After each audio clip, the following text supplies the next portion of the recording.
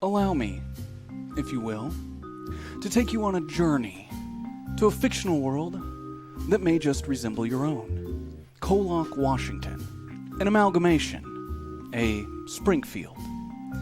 It's familiar. The world out your window. But the one that you choose to ignore. Whatever you do, though, don't look away. See it for what it is. For what it was. I am your tour guide on this journey, your unreliable narrator, game master, if you will, your chauffeur on the cerebral highway. You, here at my table and at home, are my passengers. I may be at the wheel, pointing out landmarks as they pass, suggesting the area's best coffee and pecan pie. But you, my passengers, need only ask and I'll make a left turn while using my right blinker. I work for you, as long as the dice are in your favor. Joining us tonight in this Chop Shop Pontiac Trans Am conversion limousine are passengers Strawberry 17. Still cool as ever. No, Inhabiting... the tie. Yes, you do have a tie now. I just had it. It's been a while. It sparkles. Inhabiting the consciousness of Sky Hawkins. Welcome. Thanks. WWE superstar Xavier Woods. Very excited to be here. Bringing to life Agent Jonathan Blake. On the case. Welcome. Matthew Mercer. Playing Agent Simon Felders. Indeed, it should be interesting. And last, not least, Hector Navarro. Speaking for Agent Ben Rayner. Also on the case. Sky Hawkins is also on the case. Well, Didn't know we were doing that, so It's not. We're partners. It's yeah, kind of our thing. that's what we do. We're partners. Yeah. It's Let a us- partners thing. Not forget the final passenger behind the wheel. Fate. My passengers have predetermined stats, reflected numerical die ranging from a D4 to a D20. When presented with obstacles, they will be asked to roll the numerical die best reflected by the predetermined statistic on their character sheet. Results pass or fail on a curve in this system. The greater the divide, the greater the preemptive numerical difficulty, the greater the result, positive and or negative. For example, if a predetermined difficulty is said to be a 4 and the resulting die roll presents a 1, the failure will be less extreme than a predetermined difficulty said to be a 12 with a die roll of 6. The former difference being that of 3 and the latter being of 6 brings the latter to the much greater negative impact on the passenger. If you have any questions, yes. please click on the link in the live chat room. Oh, that's them. I thought you looked at me. Sorry, I'm ruining this already. We're using the Kids on Bikes system. Do my passengers at the table have any questions before we hit the road? Yes, I do. Agent Sky Hawkins, yes, how may I help you? How many tokens do I have? You have 6 tokens available. Alright, can do some damage with that. Indeed, you can, unfortunately. Anyone else have any questions before we hit the road? Are those tokens just her? Just for her? Department C, the Thank rest you. of you have 15 tokens available, split amongst you. Very nice. Very good. It's not a competition, but... They're winning. Damn it. Well, if you all are ready, let's drive.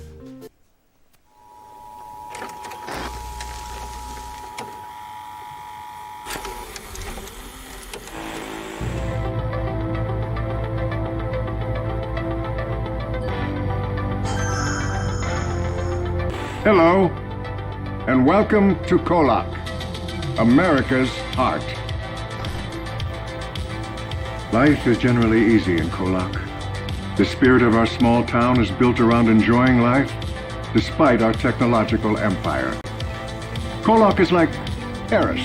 Art, music, and treasures of life are not just incidental. They are central to the spirit of our little town.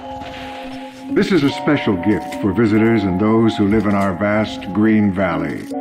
KOllOK's natural beauty can be thanked to the peaks that tower over us in our 4 corners, shielding us from the elements. Spend the day at Crater Lake, fed by the ever-flowing Riley River. America's heart. Enjoy our historic Main Street, or take a tour of our world-famous Shepherd's Winery, my favorite. KOllOK prides itself in being a world leader in renewable energy and advanced medicine. All thanks to our most famous attraction, Synchronicity Tech. Many new families find their home in KOllOK. Brought in to fill one of the country's most exciting genetic research Facilities, many open roles. Science is at the very soul of KOllOK, unlike anywhere else in the world. Gated by nature itself.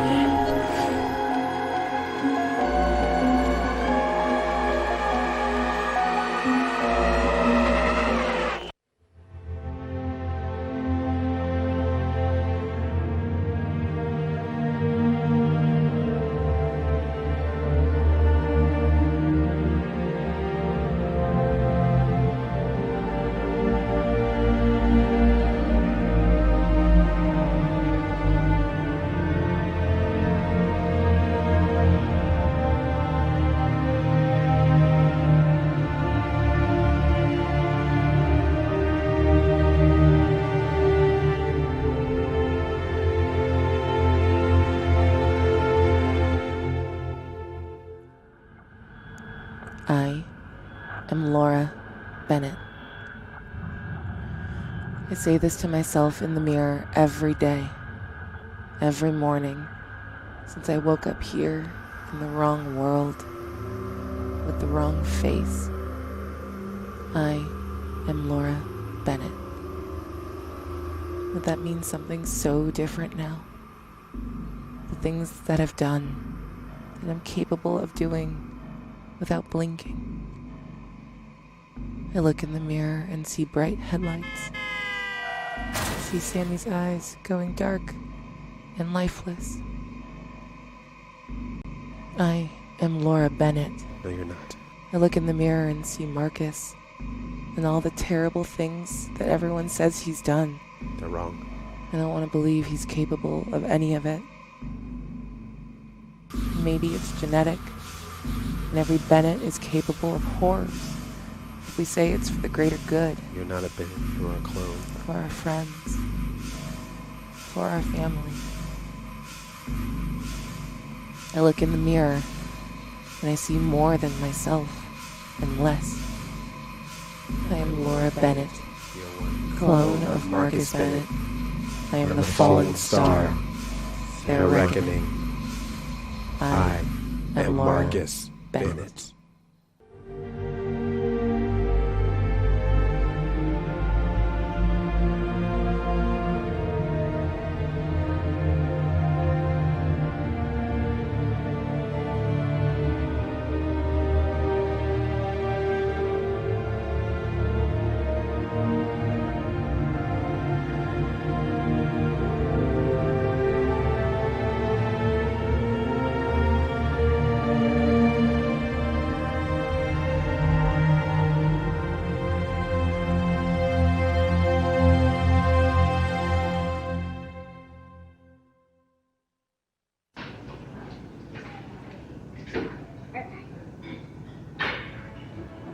Like a whole movie sorted out. So, I need to talk to you about something. I've been reassigned. Where are we going? You'll be finishing your training with Director Blvd. Fuck it. No. Wait. Maybe I can go with you. I'm not supposed to be telling you this, but I've been reassigned to KOllOK. Oh. You're still not officially an agent yet, and you have a lot to learn. It's best if you learn it here, without any outside influence. Yes, thank you. Alright. I leave tomorrow. What? That's not even enough time. We still have to shoot the action sequence where I do the explosion in the background. We walk away and it looks cool and so... Yeah, I was never going to let that happen. You being a member of Department C is not necessarily about your qualifications. I'm overqualified. In a way. They're afraid of you. Because of my powers? You didn't have to go through the same thing we did. Other agents, they are chosen. Not everyone survives that process. It's very dangerous. Your creation, your abilities, are a reaction. From what I can gather, when Rachel came to you that night, she had been harboring a great deal of Phobos' energy. She didn't give it to you. She gave it to the others. She was trying to spare you. There was something she wanted you to see, something she wanted you to experience. But she didn't want to pass that energy on to you. You could only assume because she saw it as a curse. But, in that moment, the universe reacted. Balance. The same amount of energy that was split between your friends completely ended up in you through Harmonia. Though you may be an agent of order, your power scares people. And I think it's important that you remember not to trust anyone other than yourself. Keep your head down, and you'll be okay. Don't do anything rash or stupid. Remember your training, and you'll be fine.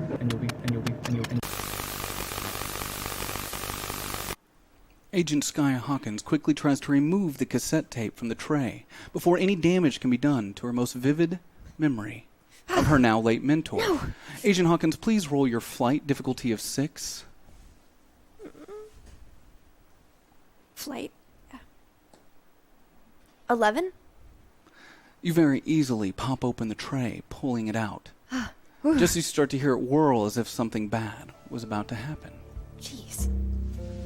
Last night, at 11 p.m., Agent Hawkins was awakened by an urgent message. An envelope slid beneath her shabby downtown San Francisco studio apartment door. After 3 distinct and aggressive knocks. A confidential, sealed envelope containing a memorandum addressed to Miss Hawkins and 3 other agents. Agent Perry Bucket is dead. In mere moments, she will have to make her way down from her station in the surveillance room to Director Belfroy's office. From there, to KOllOK, Washington. Her home. But it's not really her home anymore. She made sure of that. Her family has no memory of her. Her existence, to them like an itch they can't scratch. I wonder if anyone else in town will remember you, Sky Hawkins. After everything that's happened, she decided to turn her back on KOllOK. She had hoped for a brighter future for them, and for her. The clock strikes 10 till. Time to get a move on it, Agent Hawkins. As she makes her way to the old elevator at the end of the hall, she awkwardly bumps into Agent Simon Felder, sending the VHS she has unknowingly been clutching this whole time, sliding as it stops just inside the elevator door. Watch it, dude! It's gonna be worth millions someday. Million. My apologies, Agent Hawkins. I'll get that for you. Thank you. Sir. The elevator doors close. You start making your way up. To the top. The last time you were here, Agent Hawkins, was when you had accepted your graduation from training and your new position to forever sit watching other people's surveillance footage in the basement. But here you are. And this Felder's, Agent Felder standing next to you. It smells weird. Must be going to the same place. He was on that document you got last night. Wait, that's right. Why? You, going to KOllOK? Too? Indeed, it seems we're traveling there together. Yes, indeed. I like the way you talk. Maybe I'll try that out. Indeed, you going to KOllOK? Question mark. This is going to be a very interesting journey, I can already tell. Interesting indeed. Before you make it to your destination, you stop on floor 12. As Agents Rayner and Blake step into the elevator as well. Blake? Rayner? Felders, Felders? Hawkins. Sup, guys? We're all going on a thing together. A mission. Isn't that cool? The kid's coming? Yeah. Is mine the kid? Because I'm like almost 18 and I got a tie, Yeah, so. you're very much a kid still. Let it be shown for the record, Sky Hawkins is only 17 years old. But like you round up once you go through things. Adults don't round up. Adults Yeah. are just their age. What if they're bad at math? My mom did that when she... No? We don't have too much longer to go. Okay. Yeah. Yeah, it's cool. The elevator stops. The doors open, leading to a long white hallway. You walk past the security entrance. They nod. No need to take out your weapon, Agent Blake. Just keep walking forward. At the end of this long hall, 2 wooden doors. Director Belfroy's office. As you open those doors, you're greeted with that glass plane that you know too well. That long, reflective wall, and behind it, darkness. Long shadows. For Belfroy's skin condition, of course. You all stop at attention just before the glass. The only movement through it, this collection of 12 circular holes in a small pattern to allow your voice to travel through. You see no other entryway into this room. Does she ever leave? Who's to say? She begins to emerge from the shadows, hunched over, walking slowly up towards the glass. Her eyes shielded behind sunglasses, a heavy coat. Excuse me.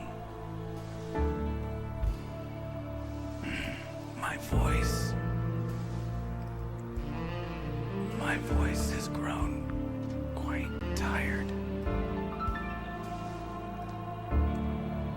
Do you give me permission to share?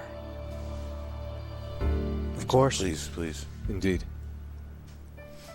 Director Belfroy nods, steadies her breathing, and begins speaking to each of you, though her lips remain sealed.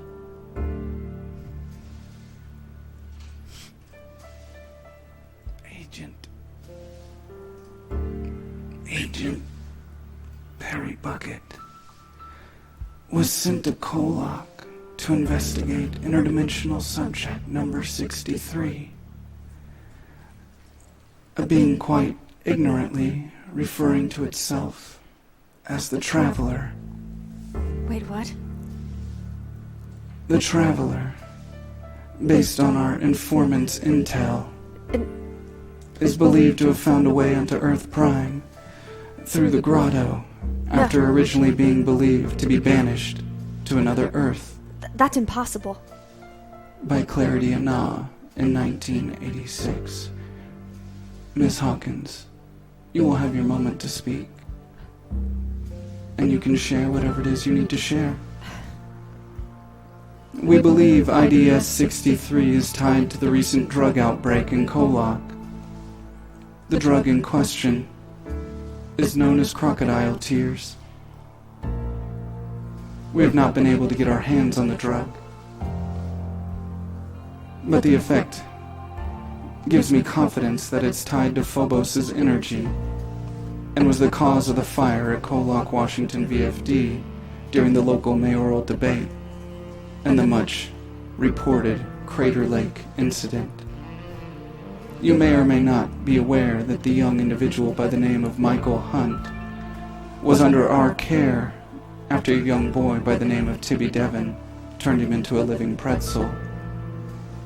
Michael Hunt was a young boy who was a part of the Synchronity incident last spring. It left him with impenetrable skin. Though we were unable to operate on him, he had somehow remained alive, in a constant state of shock. Agent Perry Bucket vouched for the integrity and heart of young Devon. He believed that the drug must have played some sort of factor into Devon's actions. Agent Bucket, through investigating a fracking operation upstream to Crater Lake, found traces of energized flesh in the soil left behind in footprints of no discoverable origin. This led Bucket to believe an underground operation was in play, and there must have been some sort of incident that contaminated the water supply. The trail went cold fast, though. The fracking operation was a setup between the town city council and none other than DARPA. From that point on, Bucket was operating undercover and instructed to keep any findings to himself until a Loctite case could be brought forward to Congress. We have reason to believe our brothers and sisters in arms are secretly funding drugs that alter the physical and mental state of its users. We also believe that this IDS-63, the Traveler, is the key linchpin into breaking open the case. It should also be stated that the young Mr. Hunt passed around the same time an ominous message from Bucket appeared on my desk stating, "The air has changed in KOllOK. Something is off." Since that note, there have been no more reported incidents of drugs, and its street value has all but plummeted. I believe Bucket was close to cracking this. Too close. And either IDS-63 took him out, or someone on DARPA's payroll did. The four of you will be heading to Portland Airstrip, where a Buick will be waiting. You are set to meet our informant at Honeybee Cafe in KOllOK at 1400 hours. See what he knows.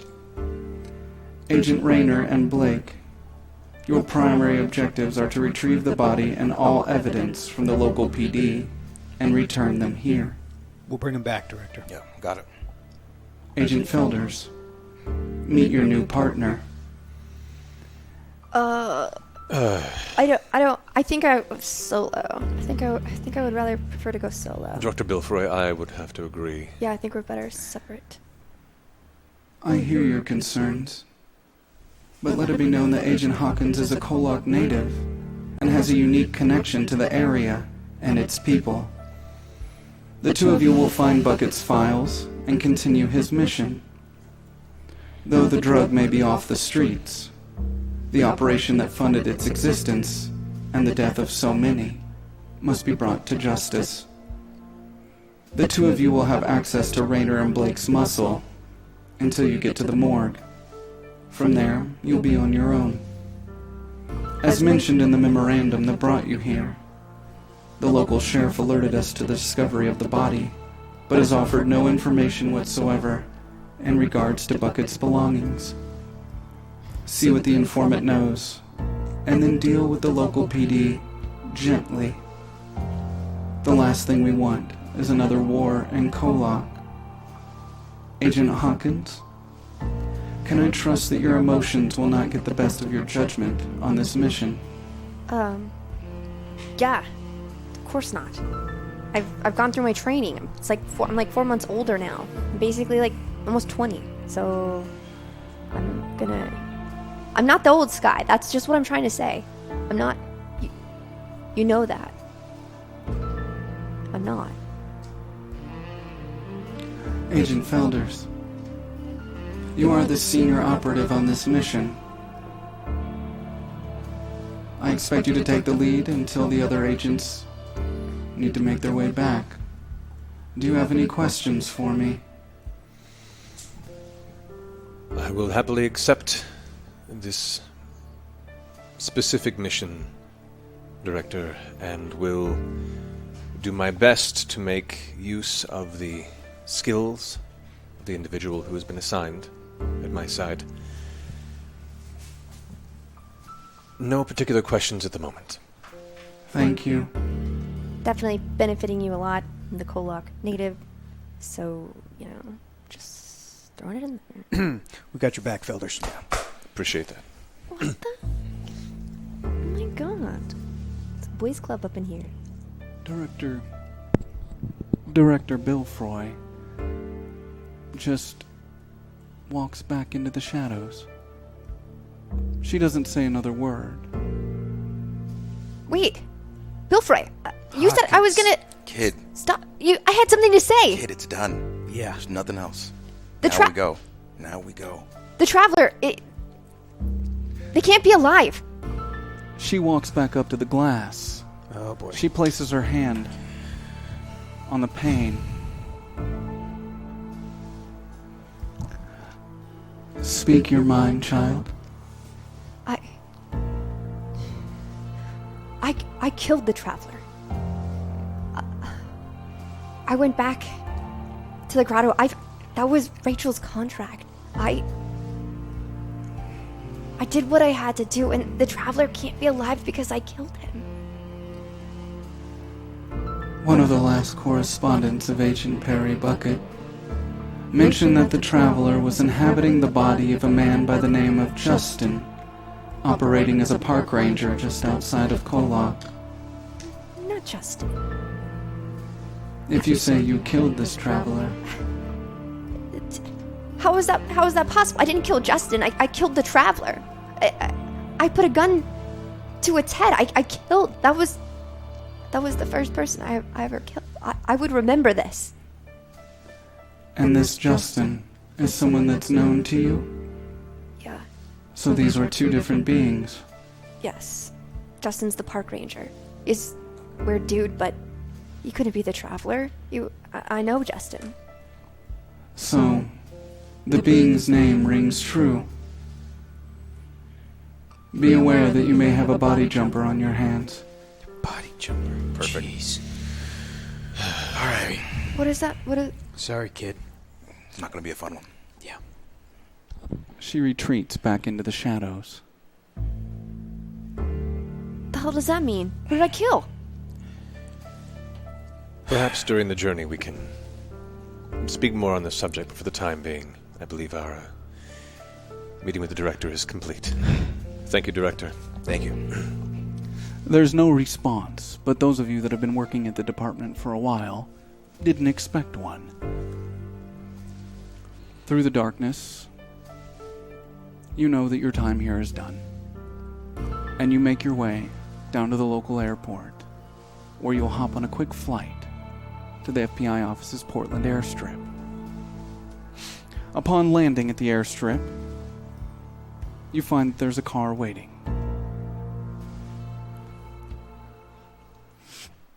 Excuse agents, over here. Your Buick awaits. All right. This way. Shotgun. Sure. Go ahead. Who would like the keys? Oh! Nope. No. I'll take those keys. Thank you. Best driver we got. Driver's ed. Best driver we got. Agent Rayner. Yeah. Can drive. You got It's shotgun. slick. You mean the roads? Indeed, I do. I thought you were referring to my nickname back in Ew. the academy days. There you go. What? I think I can handle it, thanks. We're from San Francisco. Yeah. San Francisco. Been a lot of rains. Just northeast of here, if you catch my drift. The roads are slick. The water's rising. Take good care of her. You got it. Thank you. Good weather brings good tidings. It smells just like I remembered. Smelly. That new car smell? Yeah. You know, KOllOK. Well, since you initiated it, Agent Rayner, I'm going to have you roll to see if it starts for you. Let's and try we'll it. just see if that happens. Roll your brains for me. Difficulty of 4. This should be quite easy. Brains. Here we go. D20 plus 1. That is a 14.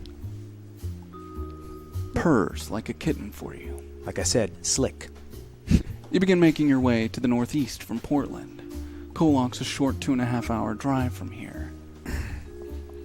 Plenty of time for you to catch up on the need to know. Yeah. All right, kid, so you're from KOllOK? Yeah. What can you tell us about the place? Well, there's some bad people. Like Synchronity. You guys know about Synchronity, right? Yeah, it's bad. It's bad guys, bad juju. People lose their finger. Oh yeah, when they're born. And it goes into... You guys heard about that, right? There's things. I'm sorry, what? Well, my dad has a really cool bike shop, too. That is something we definitely have to focus on the previous topic, please. Did you say that infants born in KOllOK lose their finger? Yeah, that sounds very important. Agent Felders, do you mind rolling your brains for me? Difficulty of 6. That would be a 20. Agent Felders is quite aware of the equivalent exchange of Phobos and KOllOK, Washington. That a deal was made between Shiloh Anah and this evil energy in the place known as Mammon.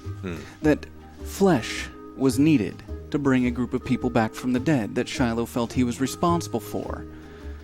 Now, Mammon could do this for him, of course, but it would come at a cost, as everything in KOllOK does.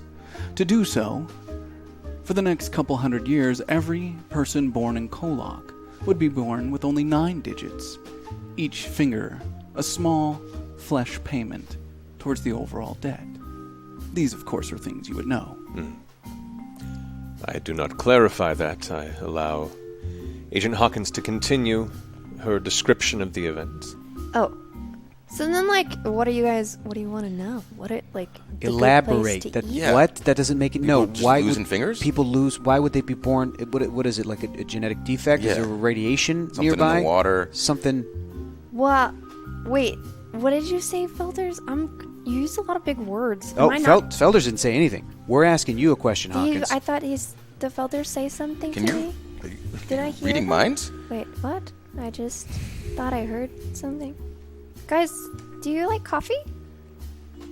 Do you know of a good coffee place in Yeah, KOllOK? we can get something that helps. My mom makes... Wait. Okay, wait. Yeah, there's some good coffee places. We should go get coffee when we get there. It will help all of our brains. Agent Hawkins, roll your brains for me. Difficulty of 3.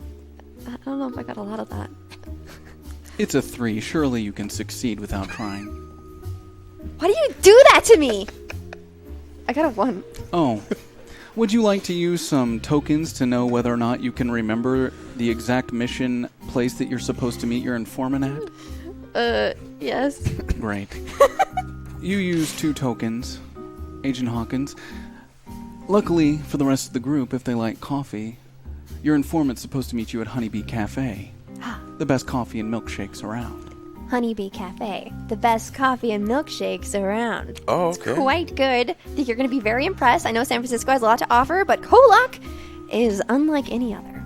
Perfect. Now, going to this coffee shop, are we going to be able to talk to anybody there of Yes. importance? Yeah. Well, you guys said the coffee. The informant is supposed to meet us. Oh! Perfect. Perfect. That works out well. Yeah. How long is this commute to get to this coffee shop?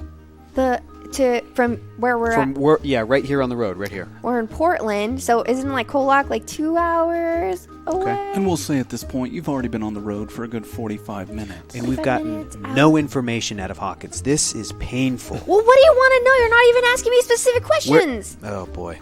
Agent Hawkins, you mentioned this Justin figure. Yeah. What can you tell us about the last known meeting with this individual? This park ranger. And try to trim the unimportant stuff if you can. Don't like your tone. Well, we still need to know about the coffee. Yeah. Okay, well, Justin's just like a regular dude. He's a park ranger. When I had met him, he was just, wandering around the park. He's very unsuspecting. Roll your brains for me, Agent Hawkins. Difficulty of 5. 6. It's up to you on whether or not you would like to share with them your last recollection of Hawkins from the town of Undecided, a world somewhere else in the multiverse, the place where you got your powers themselves. It's up to you whether or not you want to share with the rest of the group that it was the Traveler himself that gave you those powers through your demand. Though you did supposedly kill the individual, Justin was just a man helping a friend, but he didn't walk out of the grotto alive, apparently. Okay. Maybe Justin was a little bit weirder than what I'm leading on. Okay, to. there. Yeah. we So go. yeah. So Well, you guys aren't really nice to me, so why am I going to give you my secrets? You know. So I'm a little It's tense. your job, and we're your coworkers. Oh, we're coworkers. It's like Yeah. partners. We're all partners. well, No, co-workers, not We're partners. partners. Blake Yeah. and I are partners. yeah. Technically partner, but Technically, I'll take it.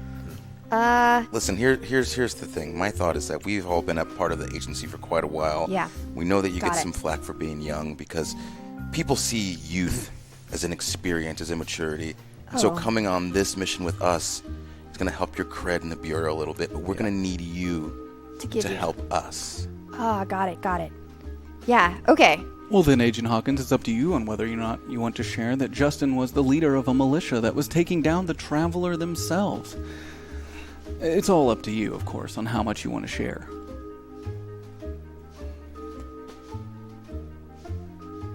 Justin.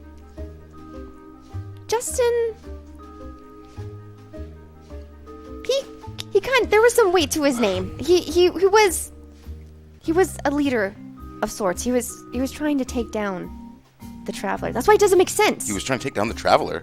Yeah. And then the Traveler body jumped into Justin, and then you killed Justin? Is that what no, happened? I killed the Traveler. I guess the Traveler body jumped into Justin. Miss Hawkins would remember at the time of that incident, the Traveler was inhabiting the body of an 18-year-old girl that she blew the brains out of. So when you say kill the Traveler, what form was the Traveler in when you killed it? It was like it was a girl. It was just a person, a 18-year-old girl. They were in a human body. So I thought Justin was good. I didn't know about body jumping. I thought I was doing what I needed to do. I thought I was doing good. we're not here to judge your actions. I remember when I learned about body jumping. Messes with your head. How do you kill them? Body jumpers. Well, that's what we'll hopefully find out. With effort and a plan. And a lack of bodies for them to escape into. Bingo. Agent Ben Rayner, roll your brains for me, difficulty of 12. You got it. I got a 17. Agent Rayner has had a run-in with one of these body jumpers before. One of these interdimensional subjects. Running, to put it lightly.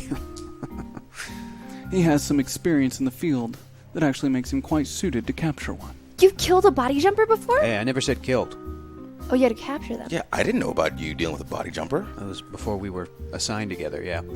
I just found out too. Yeah, okay. I don't like to talk about it much, but I figured since we're all sharing, to kind of echo what Hawkins was dealing with, one of my earliest kills.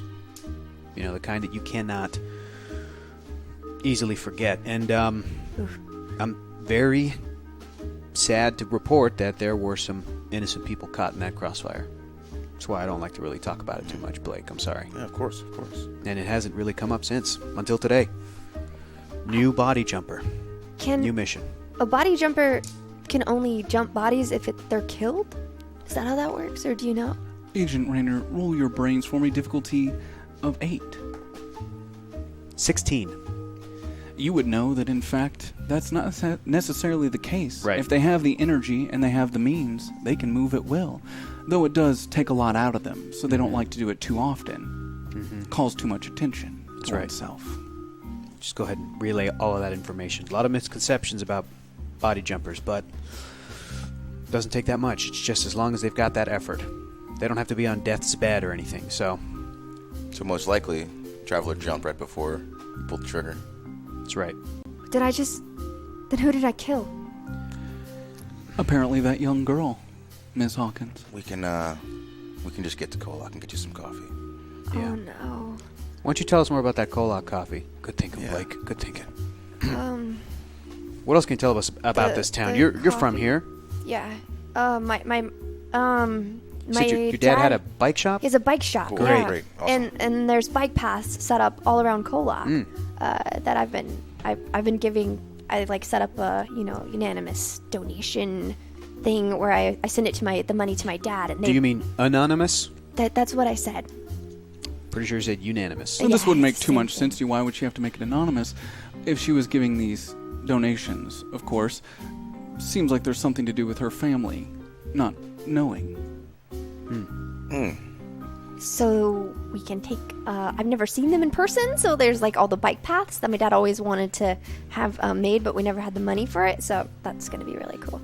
Since your parents have been living there, Yeah. and you've moved away, do you think we might be able to talk to them, get some information about the town? Oh, you guys can. Wait, maybe I can. Yeah, that would actually be great, considering you have a relationship with them. They are your parents. Well, actually, maybe I don't want to do that, actually. They don't remember me. So, yeah, there was a thing. I didn't tell you guys about my friends? Did I tell you about my friends? No. I have friends who, I know, surprising, right? I have some friends who have some pretty dope powers. There's Billy, there's Mickey, there's, Mbeth. How many other children, young people of KOllOK also seem to have abilities? Well, when I left, I think I remember everyone had powers when I left. There was quite a lot of people. There's a weird thing that had happened. It's good information. Right? Yeah. Vital, I would say. Agent Hawkins, roll your brains for me, difficulty of 6. 7. You might want to clarify that when you meant everyone, you meant all of your friends. That's right. Wait, hang on. This gets confusing because I was in the future and then went back in time and I saved things. So everyone did at one point, but not during this timeline, have powers. Only my friends do. Now, for the rest of you in this car, this is all coming as quite a shock, because all of you know about this Agent Hawkins and the special care that Agent Perry Bucket had put into her. Yeah. You've heard the stories of the girl in KOllOK who was some sort of balance from Harmonia. The rest of you went through a very hard, difficult process to access your abilities by going to the opposite side of the world and touching that rock. She did not. Harmonia gifted them to her. To balance what, though? The strange thing about all the things you know about Miss Hawkins is everything she's telling you now is new information. And it's becoming clear to you that it's quite possible that Agent Perry Bucket did not share a lot with the department.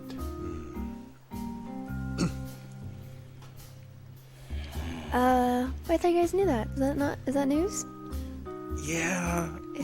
There's a lot happening. A lot coming from you right now. That's it's good to know. Oh. Good to know. But if you have anything else as well, just anything that, even if you think that it's ridiculous, that we don't need to know, we probably do.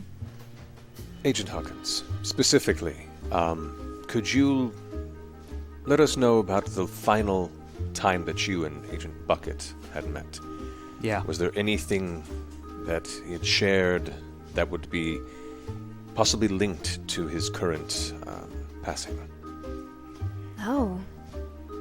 That's the thing. He was gonna come back and I would have been had graduated by then, so he was planning on coming back. He was just going to do his routine thing, just checking in.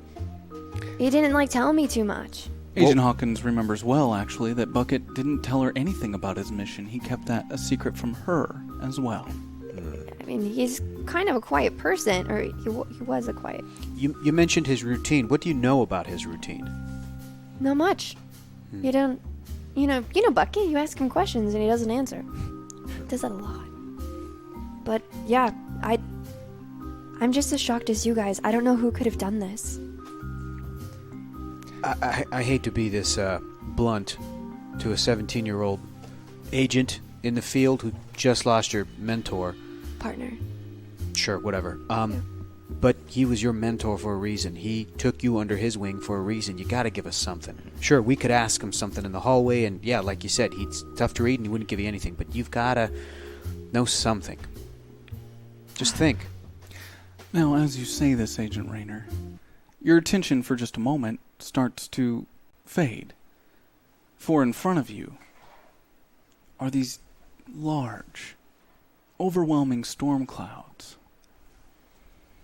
And you start to notice to the right and the left of the road, the single road that goes into KOllOK. Now, another interesting thing about KOllOK, Washington that you all would know, it's, in a way, a peninsula, guarded by the mountains that surround them, one road in.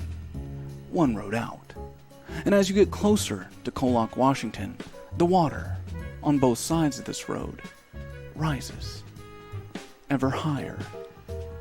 Floods. Surprising to you, of course. You'd think you would have heard about this.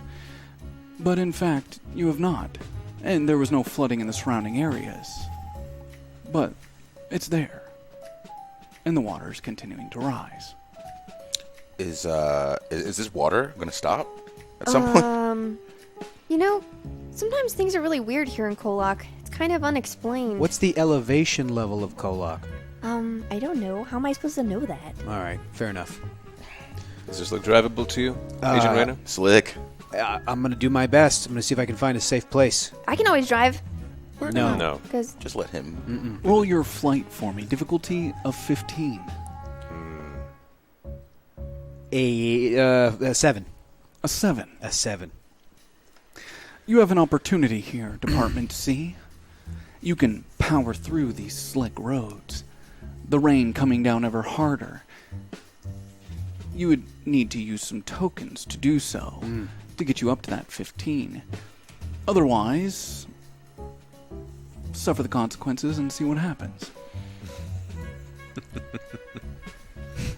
What would Blake? you like to do? What do you think? You know what? You're driving. We call you Slick for a reason. That's right, Blake. I think you can get us through this. Oh, I don't think so. I don't think so. I think I can, KOllOK's too. a very... Oh, well, I think I want to walk. I Hey, don't even want to be in this car A anymore. little rain never hurt anybody, right? So you would like to take that failure? Yeah. No. Do I have another option? You said I You could could use the tokens. Tokens. Oh, of course I would like to use You the would like to tokens use the to tokens. make it as much of a success as possible. God. Okay, great. And you said we've got 15 at our You use, have correct? 20. 20 now. So if this is a 7, and you said the difficulty was 15. 15, correct. Then I need to borrow 8 of those 20. Is that what you would like to do? Can I go beyond that? If you go too much further beyond it, you could arrive at your destination immediately if you like. If you would like to succeed much greater, that's up to you, of course. Let's see. Out of these 20 tokens, Math. I need... I'm going to use 12 tokens.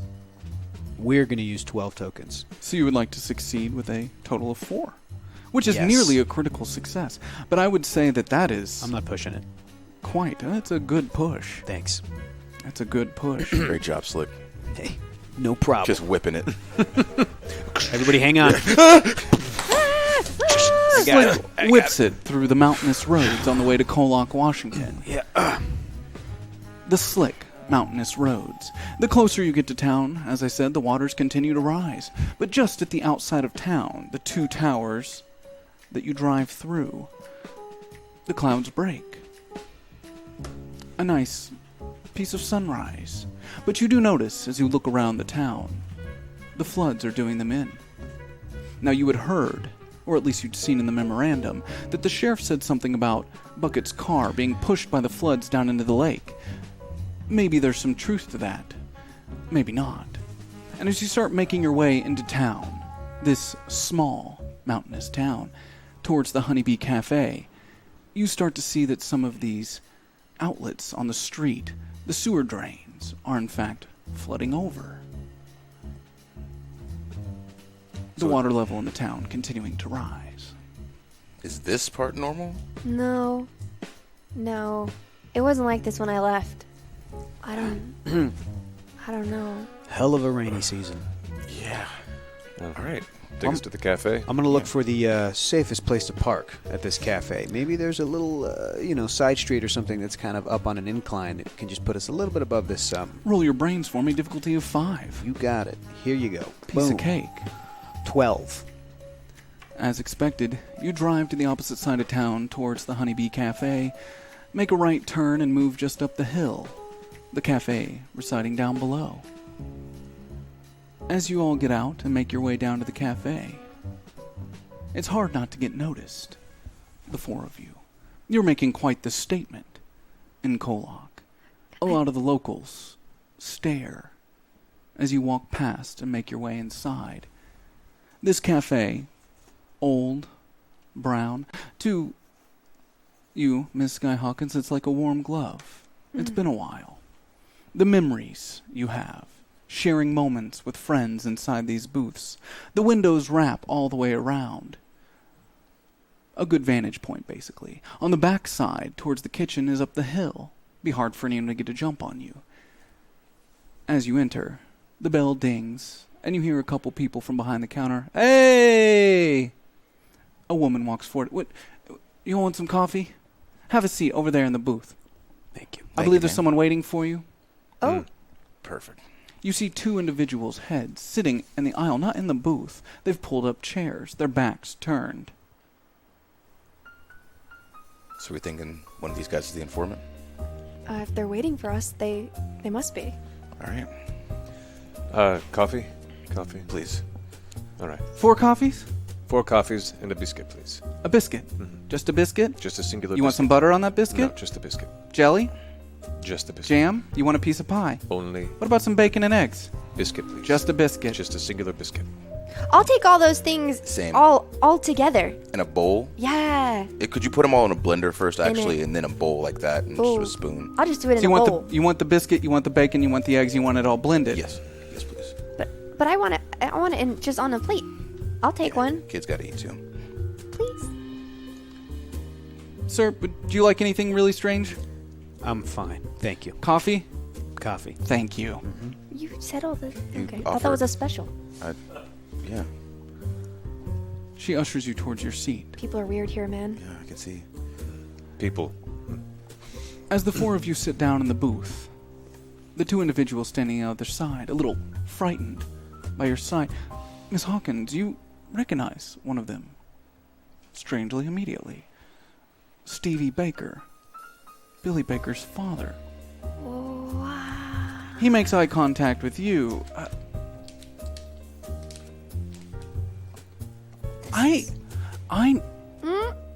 I know you, right? Do you?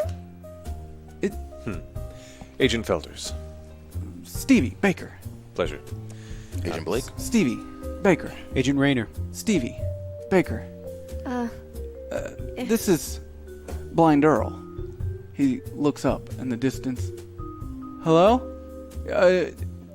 I'm Earl. Nice to meet you, Earl. Morning, Earl. Nice to meet you. Nice to meet you all. So, Stevie, are you an old family friend of Agent? Sky Hawkins here? She's an agent? Yes. Yeah. I swear. I was friends with Billy, sort of. Maybe that's where you remember me. Why am I having such a hard time placing Hawkins? Yeah. Hawkins don't have a little. They don't have a girl. Oh, actually, you don't know me. I know. I swear I've seen you before, but Well, that's neither here nor there. Don't stress yourself too much on it. We have some questions, not a lot of time to get to it. right. I was told you all were coming. I heard the news this morning. Bucket was. Well, he was a good man. He is a good man. What kind of work were you doing with him? I never really worked with Bucket directly. It was always butterscotch. Really? I'm sorry. Butterscotch? Agent Butterscotch. Butterscotch and Bucket. That's like a thing. Or was. It was like a... Wait, I shouldn't be... Bucket would be very upset if I was telling you guys this stuff. But just, it's an old fling. Well, That's crazy. It's an old girlfriend of his? Sure. no, Butterscotch is a very large man. All right. Old boyfriend of his? Yeah. Okay. Is he around here still? Oh, Bucket's gay? Yeah, you didn't know? Wait, I don't know Oh, if I that's had no public idea. or not. So. I don't think it's public. Whoa. Oh, anyway. All right, yeah. More importantly, is Butterscotch around here? No. I haven't had contact with Butterscotch in a while. I got a memo this morning that I should be here to meet with agents. I figured you all would be coming. It's always when something happens that people start asking me questions. How long ago did you talk to Butterscotch? Well, it's been a couple of years. Oh my goodness. But, I mean, I still owe the department a lot, so whatever information you all need, I'll pass on whatever I know. Thank you. I'm very thankful. Yeah. Well, we're here to collect the remains, and yeah.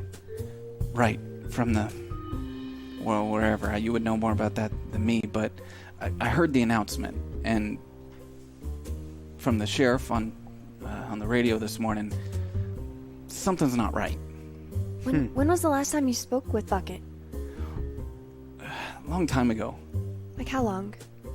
It was around April of last year. He just wanted to check in on my son for some reason, Billy. I thought that was nice. What exactly was the announcement that the sheriff made? Just some bullshit about the car running off the side of the road and getting caught up in the river, but that can't be true because the rains had just stopped. And I can't imagine that he would just fall in like that. And He's a good driver. Something else is weird because, well, Earl's got the best ears in town, so I'll let him explain it. You want me to talk? Please. Okay. Well, I heard they were taking the car somewhere. They? Yep. Who's they? Deputies. Okay. And, I also heard that there were no tire tracks on the road. Just going off the road. Like the car was moved from a stop. No slid marks, just in the dirt. And they were from an angle. Almost like it was just backed off the side of the hill. So maybe Bucket was killed before. And not... Rolled him off. Yeah, like he didn't drown. This doesn't seem like Bucket. He's very careful and a very good driver. I think beyond just retrieving the body, inspecting with the time that we have as to what the means of death may have been and what other personal effects may or may not have been taken, will definitely let us know whether or not there was foul play in advance. I will tell you, the deputies said the only thing in the car was the body. Wait. No folders, no... Travel bags, clothes. That seems a little bit convenient. I didn't hear anything about that, no. His case files, they would have been in his trunk. Something. Yeah. When you said that they were taking the car somewhere, do you know where somewhere might be? Not yet, but I'm listening. All right. Yeah. Nice work, Earl. Yeah, great. Keep an ear out. Yeah. Thank you Thanks. for your time. Thanks, Earl. Yeah, so Earl will keep an ear out, but I don't trust the sheriff. And not many people in the town do. Something happened to him. He's been acting really weird. Something happened. Wait a minute. Let Could me you check my notes. The Sheriff Bull. Sheriff Bull, that's right, yeah. Could you elaborate on what you mean by acting weird? A lot of things got weird in KOllOK not long ago. Everything was normal. For a while. Strangely, even after everything that happened down at the lake. My poor kid was there. He's been through a lot. How old's your son? He's 15. Do you know what he was doing down there? He's lifeguard. Yeah. Always seems to be in the wrong place at the wrong time. He's not a very bright boy, but he was in a coma for 10 years, so... Wow. He's doing okay considering, but we gotta Congrats. keep a close eye on him. He's real dumb sometimes. Yeah. Do you mind if we ask what put him in a coma? I think you guys have that in your files. Well, not with you probably, but... Sure, yeah, if you don't want to talk about it, that's fine. It's a Got it. soft... Yeah, it's Understood. a touchy subject. Yeah. Not a problem. So you are our informant, Stevie. Is there anything else you think we should know? I'm just trying to think if there's... Well, like I said, there's like... something really, really strange going on, because... everything was normal. And then it wasn't. You know what I mean? When do you remember it not being normal? Well, just a couple weeks ago. Around the time that Mike boy died. Back in San Fran with you all. Oh, yeah. And... well, this just... I don't know what the hell you would call it. Whatever is going on in this town that the devil was dancing to, that tune isn't playing anymore. It's just... Have you noticed any other changes? Like, you said the sheriff was acting funny. Is there anyone else? My boy spends a lot more time in his room, but that could just be that he's 15. Oh. Oh, yeah. Okay. That's probably what that is. Definitely. But he's been acting weird. He's been hanging out with that Mallory kid. Ew! Mallory Jenkins? Yeah. Hawkins, you're an agent. Agents don't really say ill. You haven't met Mallory Jenkins. It's a real piece of... I think as long as we get the information. All right. Okay. Good point.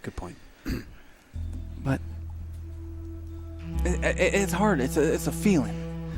Okay, how do I put it? All that stuff happened at the lake, right? Where people were hallucinating and all this bad stuff was happening.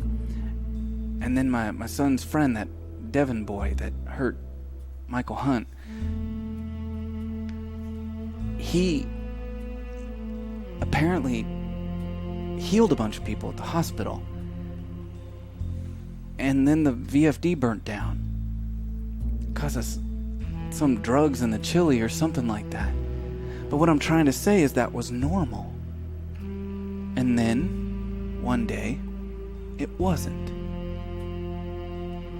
So things are weird. Things are different. It's like there's a shift in the air. Maybe a shift in balance? Does anyone else share these same views with you? Have you spoken to anyone about this? Yeah, there's a lot of us trying to figure out what's going on. Like there's something weird. You know, they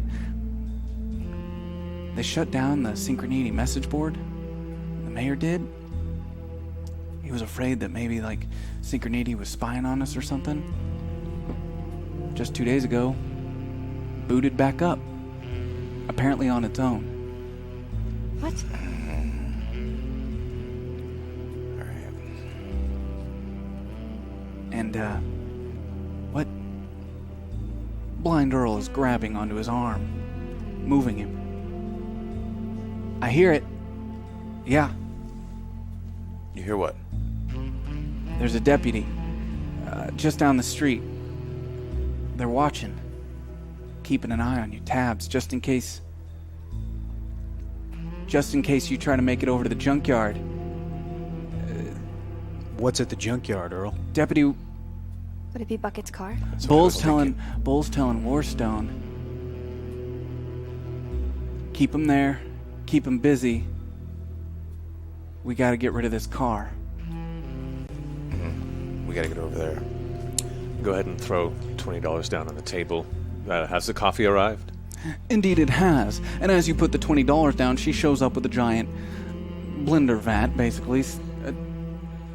That works. I'm gonna give you an extra 50 just to take the blender too. So I'll just, if you're all right with that, ma'am. Thank you. I'm not gonna complain. I'm just gonna use these napkins because I am not that rich. I'm gonna put this in the little to-go napkin spot, and then we gotta go. Okay, bye. Just painfully chug the freshly hot black coffee and set it down. Oh my.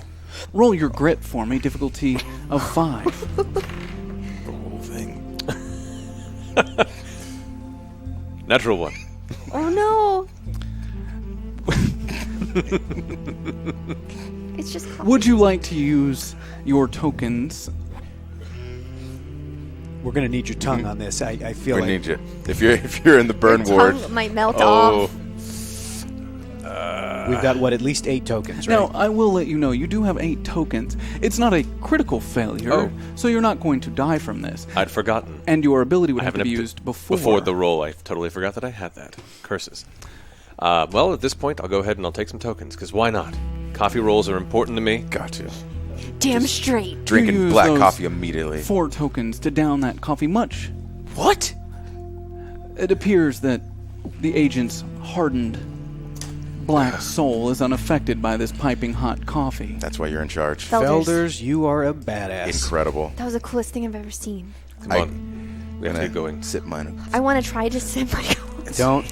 Agent No, Hawkins don't. immediately tries to down the coffee. Roll your grit Sky, for me. Sky, Difficulty Sky. of 15. Oh, come on, kid. We gotta have go. You, have you fucking learned nothing? We Sky, let we me gotta go. finish. I was gonna try, and then I decided I was blowing on it, and I was like, "Oh, we gotta go." I was gonna try it. Just Okay, because I you're gotta- partners right, now. I gotta go. I'm sorry. Yeah, you don't see me ordering a blender full of all the foods in the Well, diner. that's That's on- Blake's thing. Gotta That's eat. Blake's on thing. you. As you stand and begin to move towards the door, Blind Earl grabs onto one of your sleeves. They're coming up the hill. They're going to try to distract you. They see you. They're watching. Okay. Can we? Would I know about a back door exit? Thanks, Earl.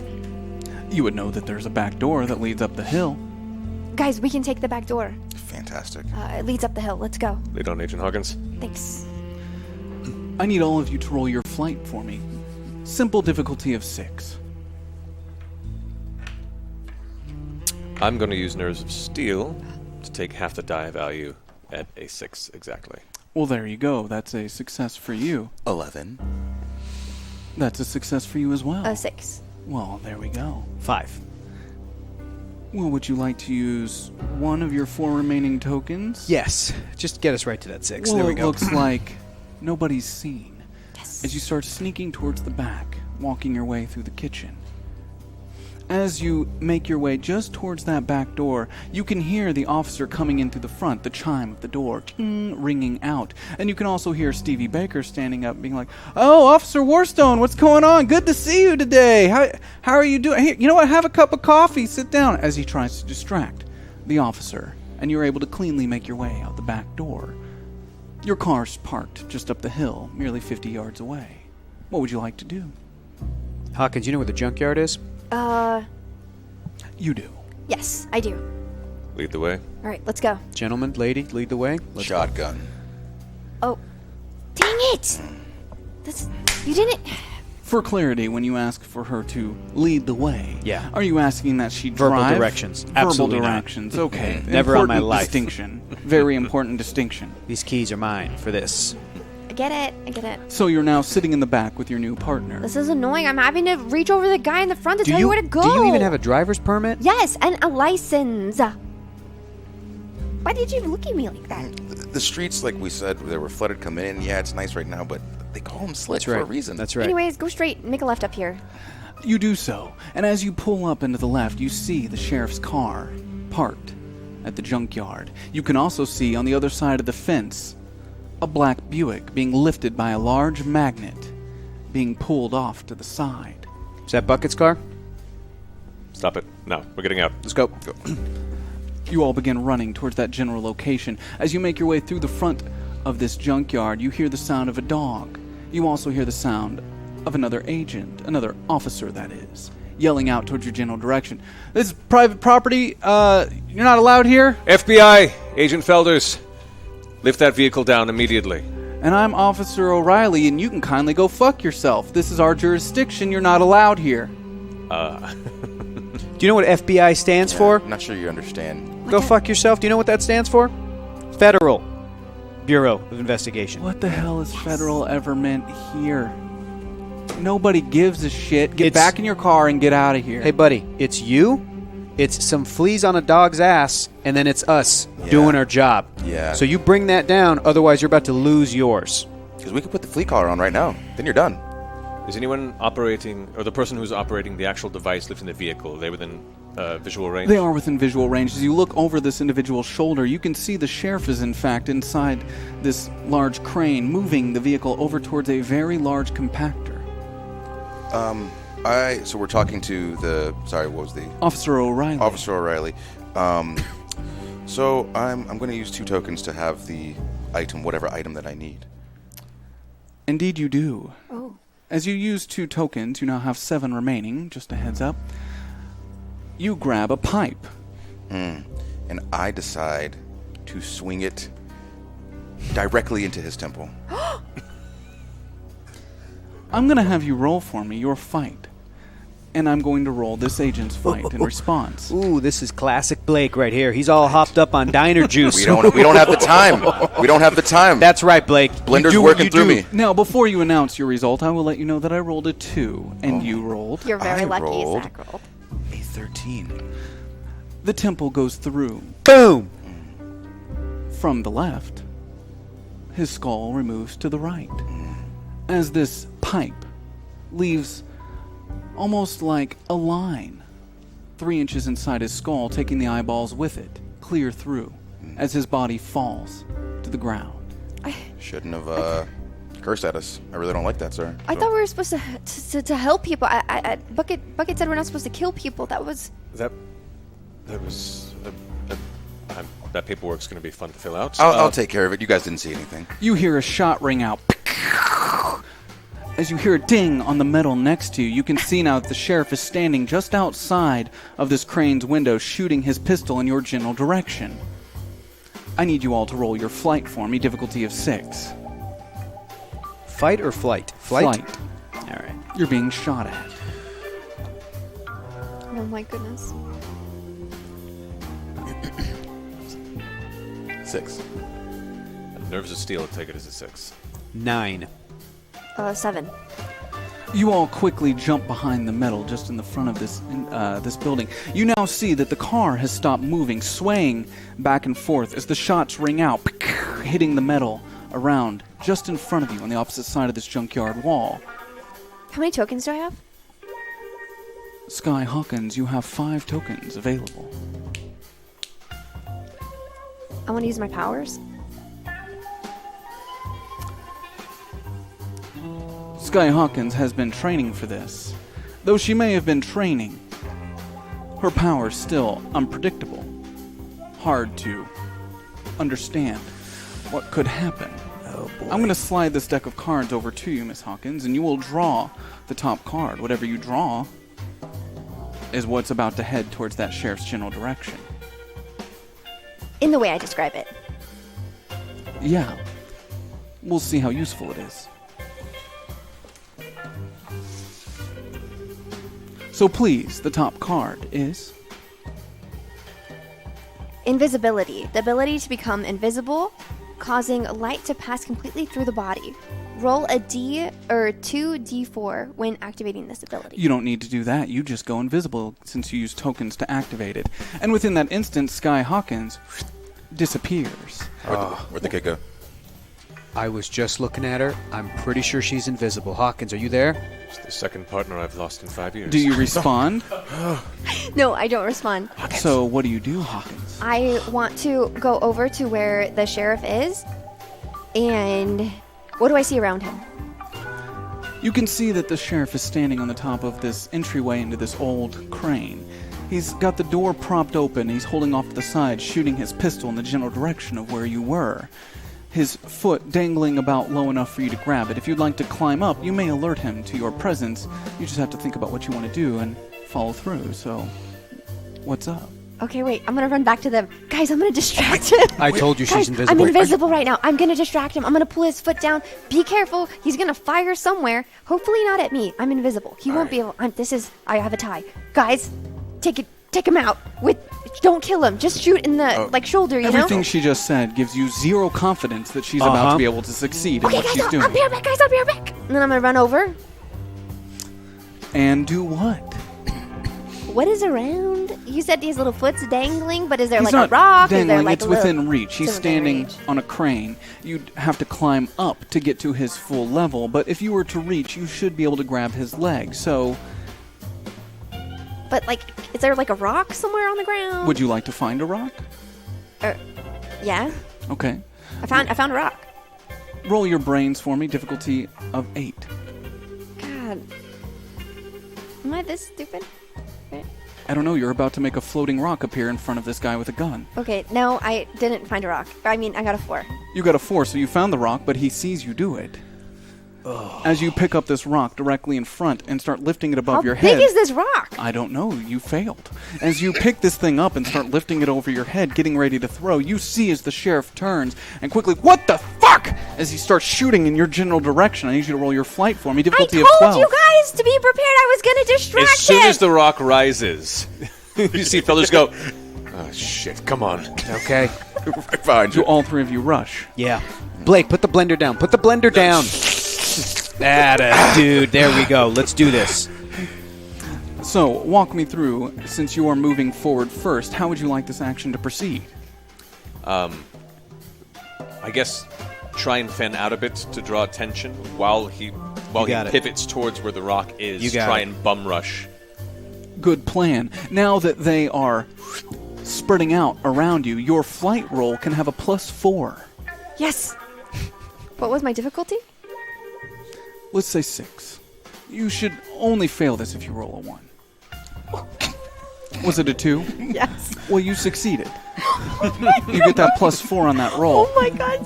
As he quickly gets distracted and starts shooting in the general direction of the other agents, the bullets hitting the ground all around you. Who would like to try to flank? Right here. Agent Rander, walk me through what you do. Foot boost. Ooh, Captain America. Heck yeah. Fastball special, man. Blake, boost me. Let's do this. Got you. I kneel down. His foot. And I launch him to the top of the crane. The top of the crane. Right where he is. That's right. Oh, hold on. Yep. Where he's standing or the top of the crane? Where he's standing. Mm-hmm. Okay. Closer to the top of the crane. So not like than 100 we are. feet in the air. Right into the car. Okay, great. Of course not. I just want to make Blake sure is because strong. she's at this table and I would not put that past someone. Correct. So, To where the sheriff is. right towards the sheriff. So I'm going to give you for this fight roll a +2 since you're getting help from an individual. Thank you. A difficulty of 10 though, as this man is holding a gun and can quickly turn it, and you're just giving him a bigger mass to hit as you fly towards him. You said this is flight, correct? Fight. Fight. Oh, different. You are Okay. trying to punch him. You said, and I get a +2. +2. But Difficulty you of 10. Difficulty 10? You did send the worst fighter towards him. Yes. Worst fighter? Yes. That's true. I'm the why driver. You said. I'm the driver. We're gonna listen to all right. you now. Let's see what we got. That is a 4, Oh, 5, exploding? 6, and I'd like to use some tokens. Wait, didn't it explode if it was a 4, right? Were you rolling a d4? Yeah. Roll it again. Oh, that's right. It 4, explodes. 5, 6, 7. And you said Okay. difficulty was 10, so I'd like to use 3 3 tokens. tokens. Luckily for you, Boom, boom, boom. it appears that the gods are moving in your favor today. As you go flying through the air, connecting that hit directly onto him. As the two of you fall into the inside of this crane. You're now standing on top of him. He's fallen back into the chair. As you do so, you can see the controls to your left. You can still see that the car is swinging above this compactor. Would you like to do something about that, or the sheriff? Does he still have his gun on him? We'll say that he did not drop the gun. I'm going to try to disarm him. Okay, That's the first roll thing. your fight for me again. Difficulty it. of 8. Here we go. Fight. That would be a 2. That's a 2. And I've got 4 tokens left. We have 4 tokens left. You only have 4 tokens. I suggest you use them to avoid getting shot. Yeah, I'll bring that up to a 6. That keeps you from a critical failure. It's still worth it. You are unable to disarm him, but you can see inside this crane as the agent is fighting against the sheriff for possession of his weapon, giving the rest of you an opportunity to move up on them. Is there a windshield, or is there just an opening gap to the front facing outward from the controls? We'll say there's an opening gap. All right. I will attempt to climb up on the other side towards the front to get to the controls while other agent is Great, wrestling. roll your flight for me, difficulty of 8. What would the rest of you like to do while he's rolling? I'm climbing up to help him. Okay, go ahead and roll your fight for me, difficulty of 10. And Hawkins, you are holding this rock, still invisible. Do I get to do anything with the rock? I hope you don't throw it. 9. Okay. How many tokens do we have left? You have 3. I will use 2 of those to bring it to an 8. And would you like to use 1? Again, the gods seem to be working in your favor. You quickly jump up inside there, and now you are able to overwhelm the sheriff as you quickly take the gun from him. And Agent Raynor has... Would you like to put him in handcuffs, or... It's crane time. You're not driving the crane. That's Well, it's definitely just- not. You said the controls were... You know, that's not... You said the controls Would were you nearby. like to subdue the subject? I think Blake's got it, He is got what the I'm gun. thinking. Great. You, Agent Felder, you hit the controls and you bring it. As you Then turn, I'll I'm subdue... bleeding I got through. him. I got him. I got him. Okay. You're The under car arrest. comes down, landing kind of with a crash as it stops. The magnet's still on top. I'm gonna set the rock down now. Yeah, you're good. Agent Hawkins puts the rock down. All right, that was good. The sheriff, Love now Laurel. being held by you. Let me get him. Agent Hawkins. You all Good- are good making a big distraction. mistake. Thank you. No, the only person making the mistake is you. You're interfering with a FBI investigation, Sheriff. You're making a very big mistake. You're repeating yourself. Let me go, and I'll forget this ever happened. Or what? Let me go. I don't think you're in a position to be negotiating, Sheriff. No. I would like to ask you why you're so intent on destroying evidence in a federal investigation. Maybe I really do have the town's best interest at heart. Then share as to why you believe that. Maybe it's best to not share what could be seen as a problem. Maybe it's best that we hide the problem before it becomes a bigger problem. Well, you see, that goes The reins have entirely been a lot out of against- control this last week. Agent Bucket just slid off the road. Accidents happen. And so the reason for destroying his car and making it more difficult to find out what happened to our friend is... Accidents happen. It wasn't raining that day. His car didn't slide off the road. So why are you lying to us? Is there a voice coming from the air? Are you all hearing that? Oh, shit. Don't worry about it. Just answer the questions. No, seriously, I heard a young girl's voice coming from the air. Yeah. That's our agent. She's well hidden. Damn it. That was... Hawkins.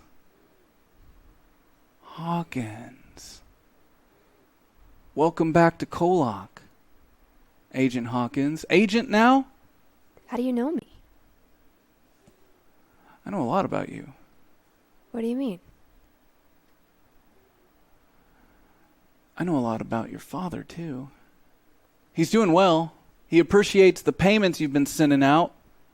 He doesn't know it's you, of course. It's gonna stay that way. Of course, he doesn't know you exist at all, does he? It's a neat trick you pulled. I'm sorry, I'm just confused. Like, why are you bringing up my dad and acting like you know me? Agent Blake, permission to slap. Oh, thank the heavens. So, Sheriff, this is your pistol. I've put mine away because it's disrespectful for me to do it with my own. So what's going to happen is you're going to answer the questions that we ask instead of giving random information that we don't need right now, or you're going to get pistol whipped. You have literally one more chance. He's talking about my dad, though. You can get it later. Let me preface this by saying you Harmonia fucks don't scare me. And there's nothing you can do to hurt me. So I'm going to pistol whip you now. And then we're going to ask another question. Are you ready? Go ahead. In 3, 2. Wait, no, fuck you. Go ahead. Oh, okay. So you get the front side, and then you get the back side. Why don't you just pull the trigger, you pussy piece of shit? What? Permission? No. Yeah. Why not? Not in a vital spot. Oh, okay, then yeah. Calf? Clearly, yes. Calf is good. There's a lot of meat Oh there. my god, just get it Calf, over here we with go. already. And You release the trigger directly into his calf muscle. yes. As the bullet rips through his leg, Now pistol whip him in the face. And then the back pistol. as you And then the front pistol. And then one more between the eyes. I'm not even going to make you roll for that. He did ask for it. Thank you very much. As his teeth go flying to the left, Wipe that off. and then the right, and then you hear his nose crunch under the weight of the front of the gun as you hit him directly head on. Oh my. The blood dripping down from his face, creating a pool in the cab of this crane. Oh. How you feeling now, buddy? Like summer rain. Oh, you're tough. I think that our man in charge here has some questions that he wants to ask you, and I'm going to need you to answer those unless you want to do that over and over and over again.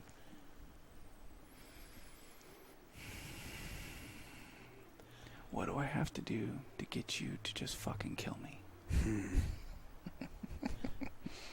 Not happening. What if I found your mom and where she lives? Wait. I can't. Because they're dead, right? There's another pistol whip. The gun hits. Blood starts pouring out of the front of his skull. A gash can be seen, the white of the bone underneath, piercing through. But they're dead, right? That symbol on your forehead. Anyone ever tell you how much that looks like the inner symbol of the Synchronity logo? You know, this guy's starting to impress me, Blake. I've heard some rumors about you, Agent Felders. I've heard some rumors around the department that you have a specialty when it comes to situations like this. And I feel like we've maybe moved past Blake's specialty, and maybe it's time for Felders to take a crack at this nut. Emphasis on the nut. Wait, he does stuff with his nut? Oh, yeah. Well, possibly. Felders? You're not going to nut on me, are you? That sounds fucked up. Felders is sick, man. Guys, I don't know if I want to see this. I'm You like don't. still new here. Listen, do you want to go and see? There was a dog down there. Yeah, go check in with the There was a dog. dog. Felders, do your thing that you do with suspects' penis and balls to get the information that we need. Yeah, do it. Agent Blake, what if I told you I heard what they screamed like when the pipe hit them? I'm going to reach into my over pocket and over. Oh, he's reaching into his pocket. And over again. and pull out what is essentially a lockpicking kit, which has a bunch of tiny, very jagged-looking pieces of thin metal. Ooh, you're going to love this, Sheriff. Wait, what is that? What does he do with that? If that's what I think it is, this is about to get horrifying. You can keep. Would you like to trim my nails? I'd like for you to begin answering some questions, please. I know you're putting on this prancing, dancing show, but we're going to find the answers. It just depends on how much of you want to be left when we get there. At this point, I've stepped out. Yeah. Good call, Blake. I would prefer, in this situation, you take one of those knives. Okay, here we go. I'm going to undo Put his it belt. I'm going to push Right my here. fist into his mouth to prevent him from finishing his statement. Here we Just go. hold it there. Through all the smashed teeth and just holding his mouth We're open. getting this belt off. I'm taking this dude's pants off. Here we go, Sheriff. There we go. Get you nice and situated for Agent Felders. There we go. Toss me something to tear, partner.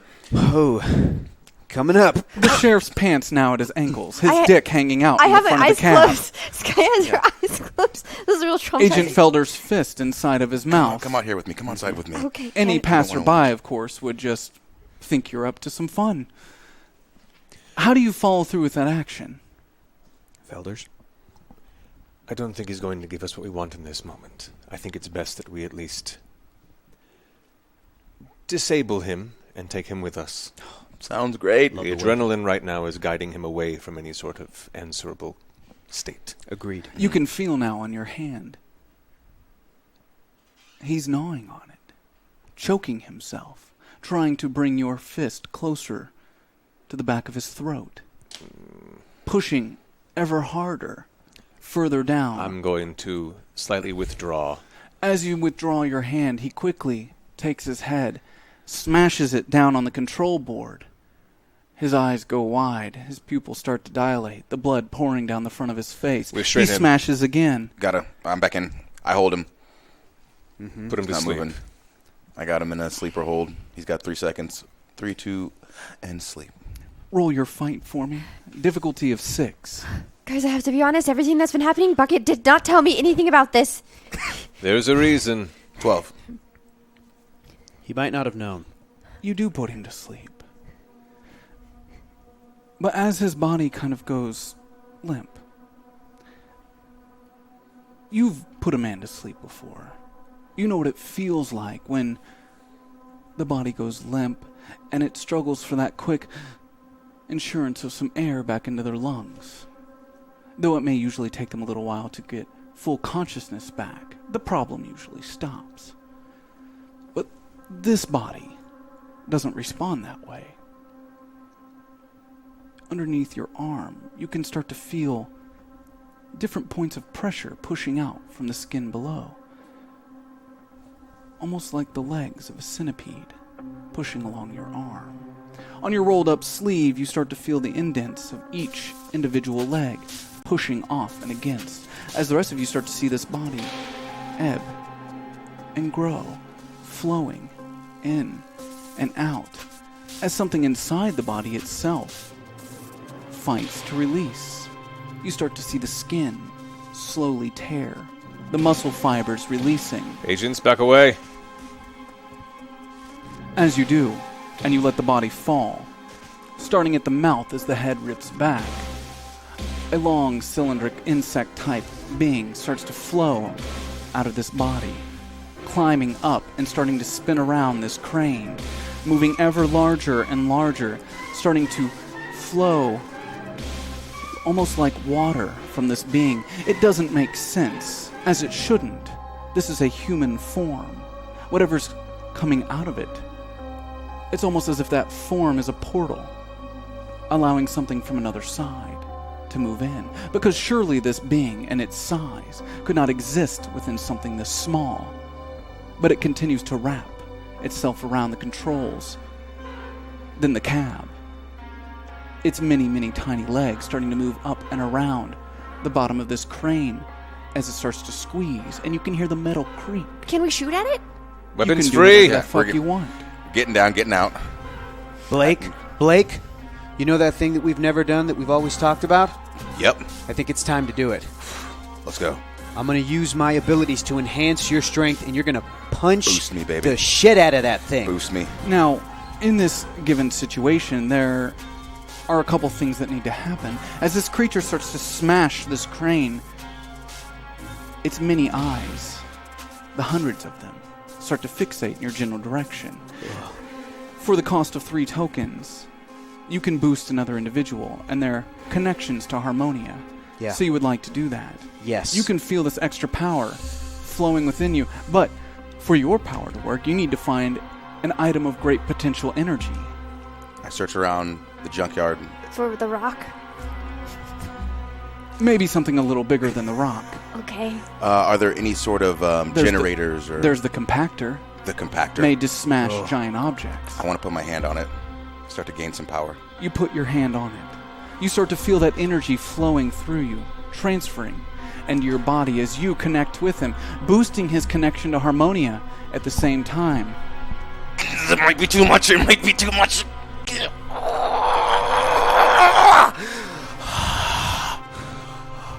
I've never held this much before.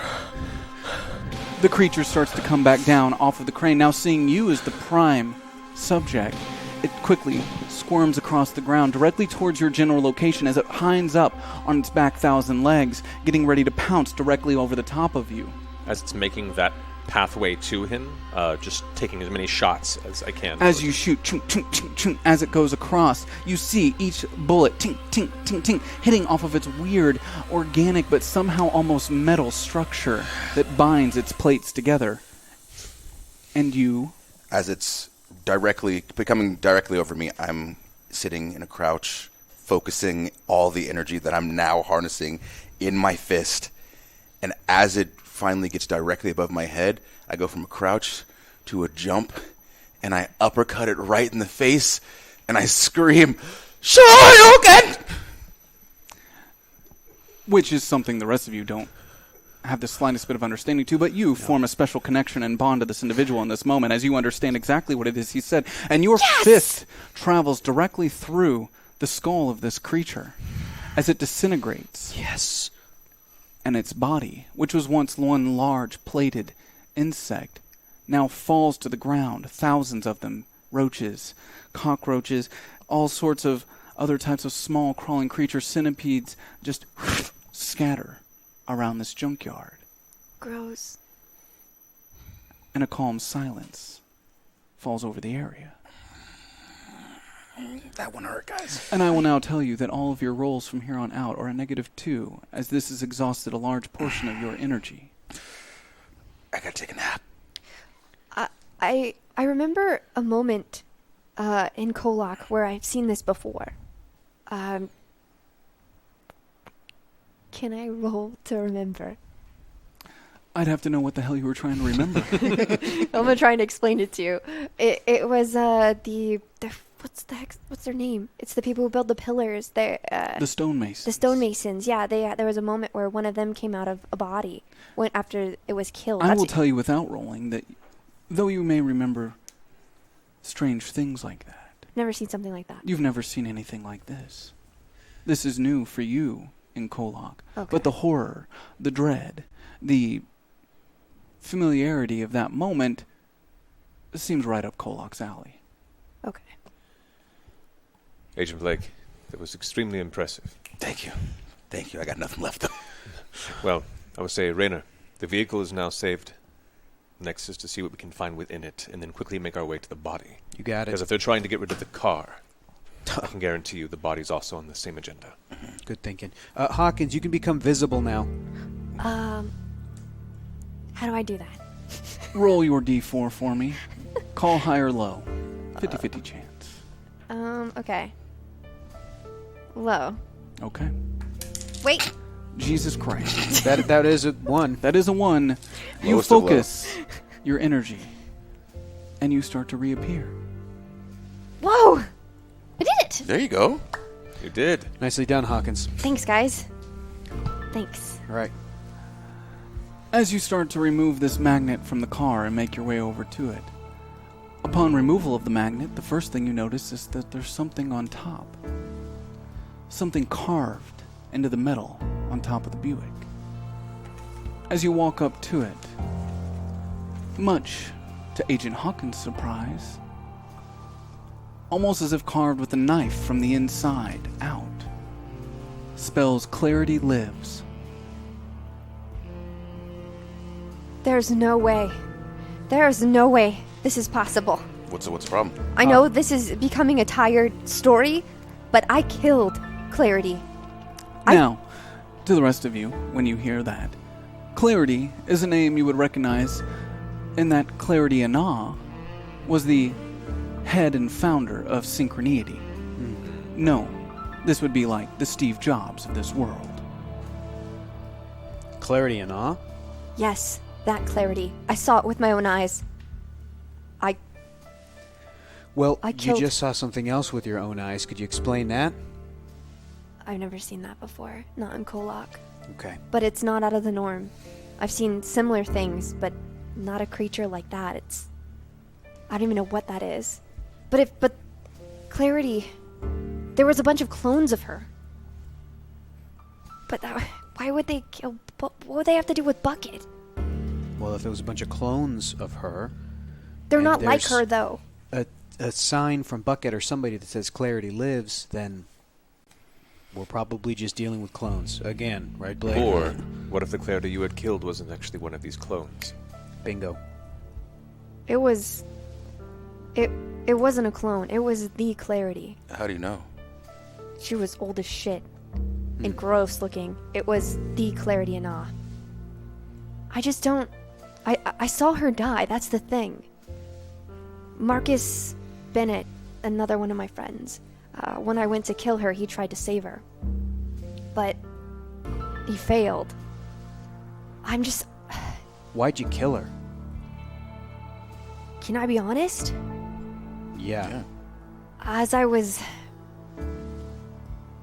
something took over me. This urge, this hatred, this feeling that I could not control.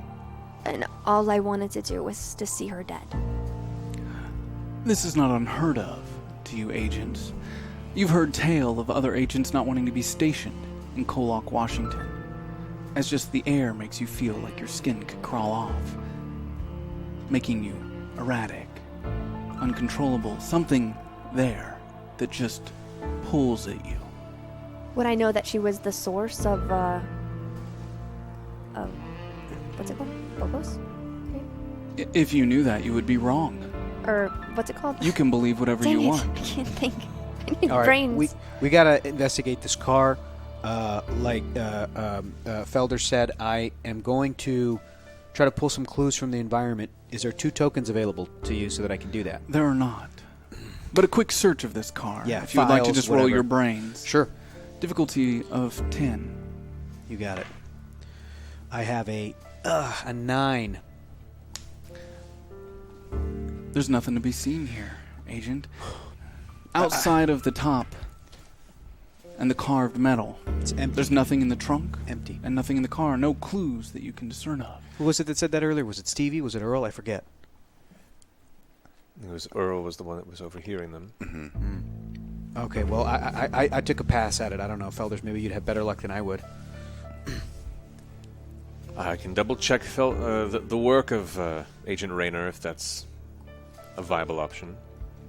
You can roll your brains for me, difficulty of 14.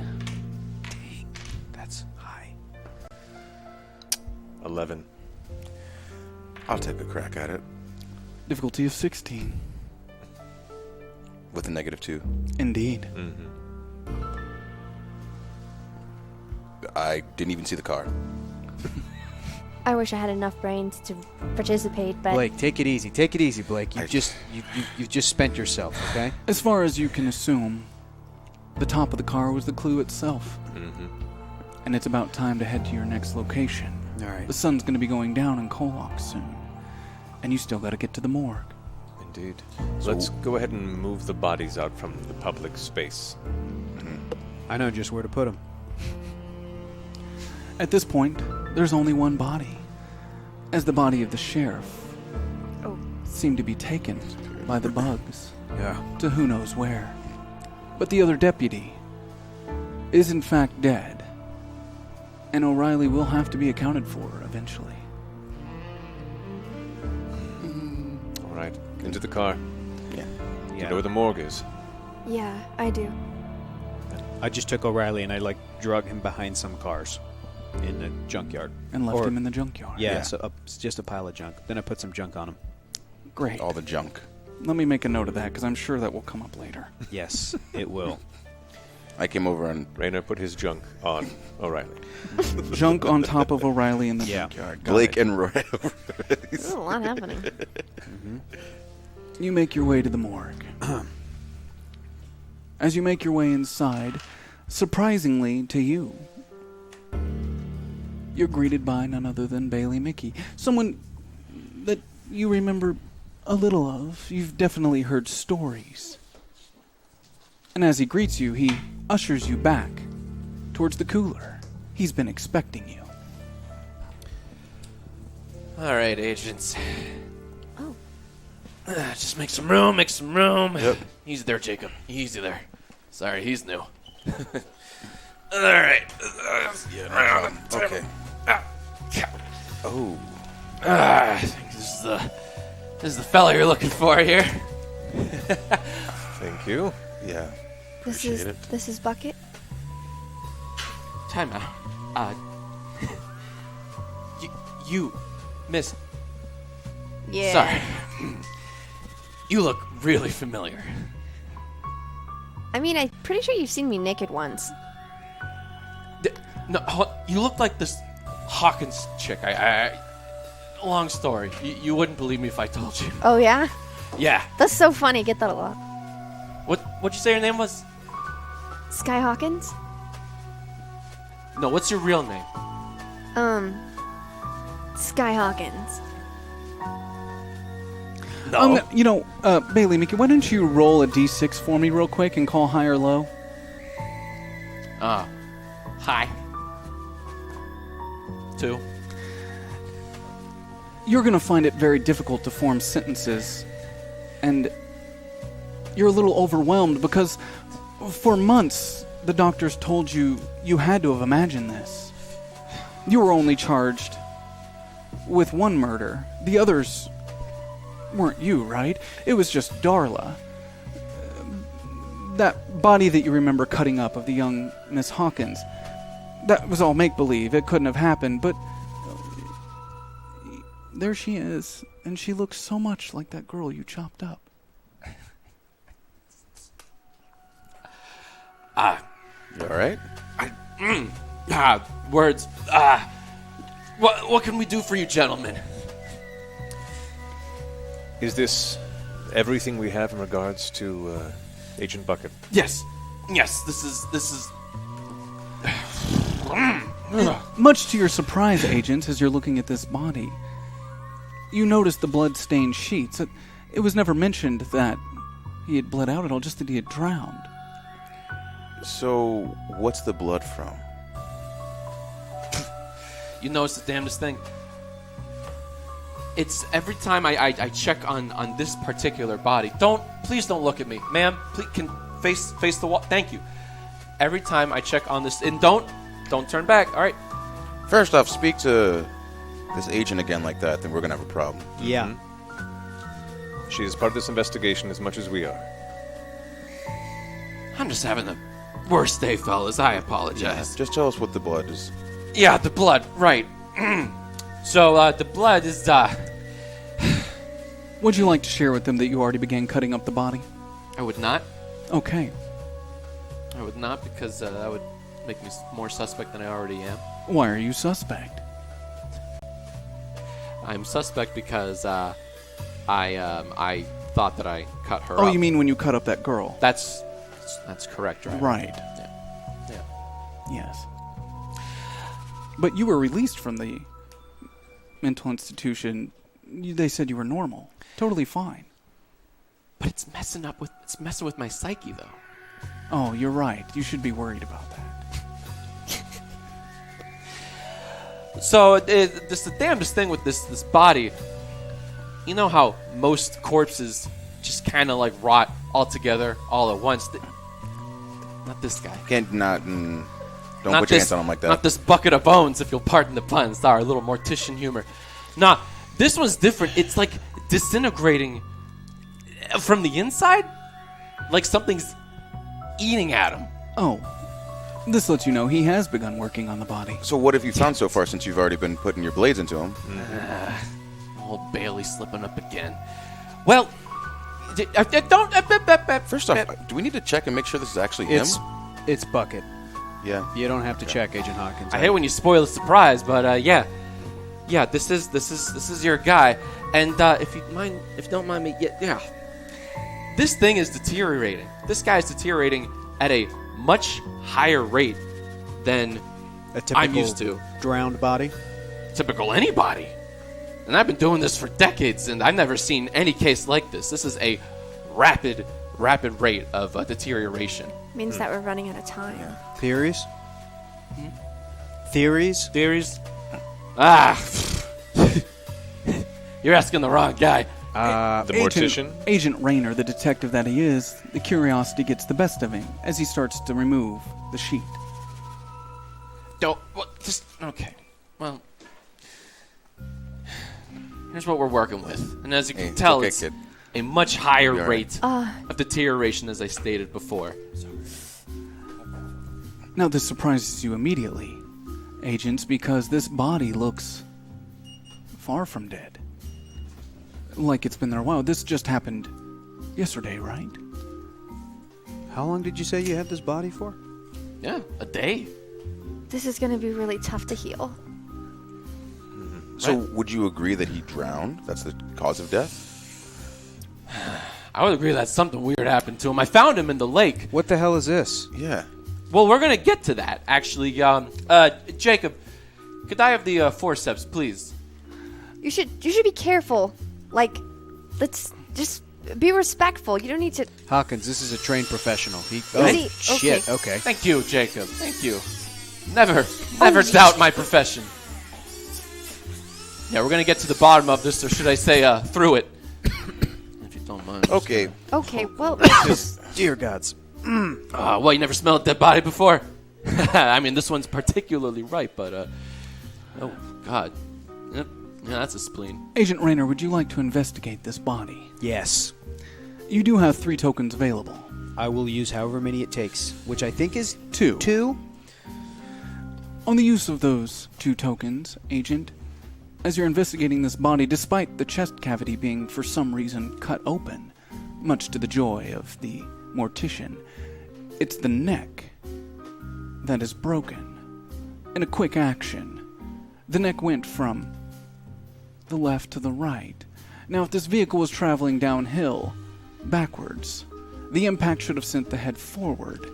But this injury, it comes from an apex at the bottom of the spine. To your trained eye, Agent, it almost looks as if a large hand, somehow with enough pressure, just separated the vertebrae, quickly breaking the neck to the right. Is that physically, humanly possible? You would know that it's not. And you can see no hand marks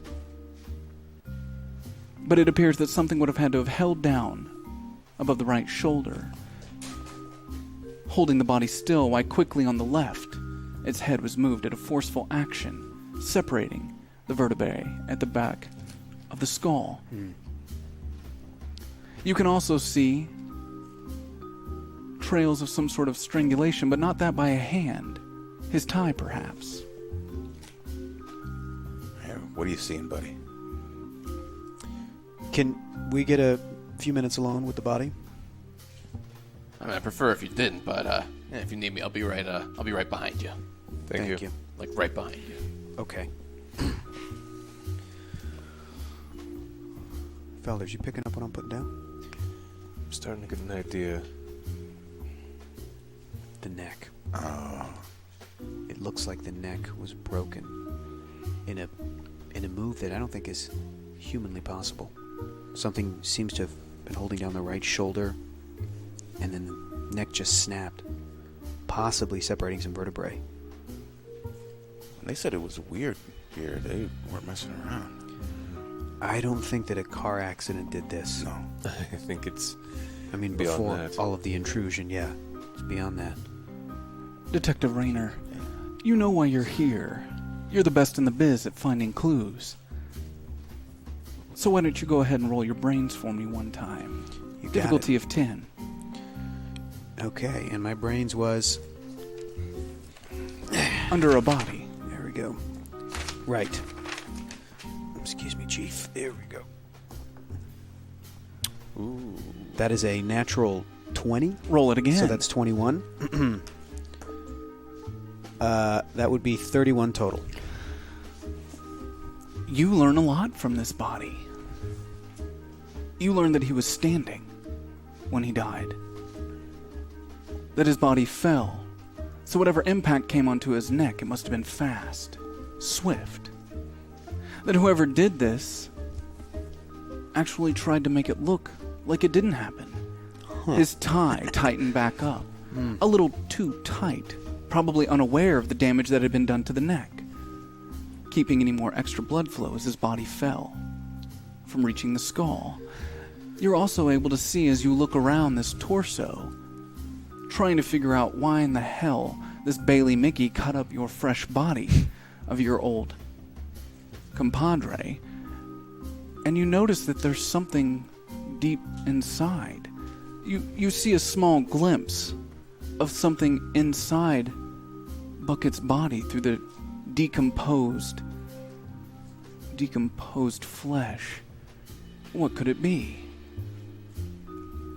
Maybe the mortician has a tool that can help. What was that guy's name? Bailey something? Burnt? Bailey. Oh, you want me back now? Yes. Oh, I'm allowed to enter. Yeah. Okay. What would you like to know about this naturally drowned body with no foul play? What the hell is that? The hell is what? In there. And it looks like a person. What? Open that up. What? Be more specific. The rib cage? How long have you been doing this? 50 years. Oh, He's technically 50 years old. That's quite concerning. yeah. Morticians just get elected. this There's your no, life. There's no family, real process. Family job? You've been doing this since you were an infant? Feels like it. You know what I'm saying? I do love cadavers. All right, what do you want? This? That thing that's... The one that's not supposed to be in there. Yeah, thanks. The one Blake. that's not supposed to... They're all supposed to be in there. What, you never seen a dead body before? Are you drunk? Drunk on... Oh, thank you very much, Jacob. Not right now.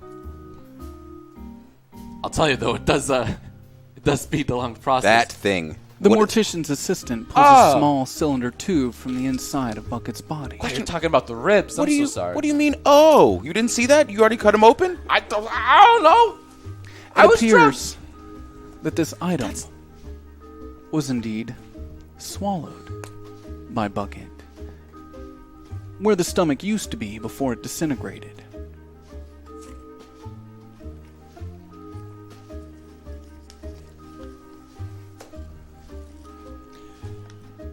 You may leave us again. Can we get another minute alone, please? Yeah. I will be very close by, practically over your shoulder.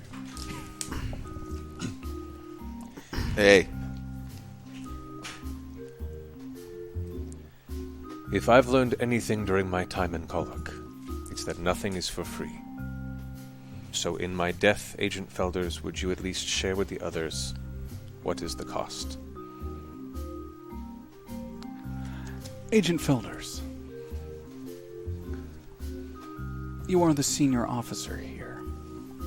This message was meant specifically for you. Bucket was smart. He knew that upon his death, it would be you that would be sent to find out more about the incident. It's always you. And as the senior member, he was hoping that, at least in his death, you could reveal to the others what was the cost. Now I'm going to roll, and you're going to roll a d6. If you roll higher than I do, we'll say that honestly, you don't know. If I roll higher, though, you know. And you very specifically have kept this answer from others. 3. 5. The answer, Agent Felders, it's up to you on whether or not you choose to share this information or lie, depending on how you feel you would like to move forward before they start asking more questions, as I'm sure they will. But the cost. You see, there's always a cost. And these abilities that have been gifted to those at the FBI by Harmonia. It was discovered by Hoover years ago that these powers needed some sort of energy vacuum to keep them moving, to keep you able to do the good work. And who better than San Francisco's homeless population to provide that energy, to keep you fueled, to exchange what you put out takes from them. Now, whether or not you share with the others is completely up to you. But it was Bucket's dying wish, because he himself never knew, but always wondered.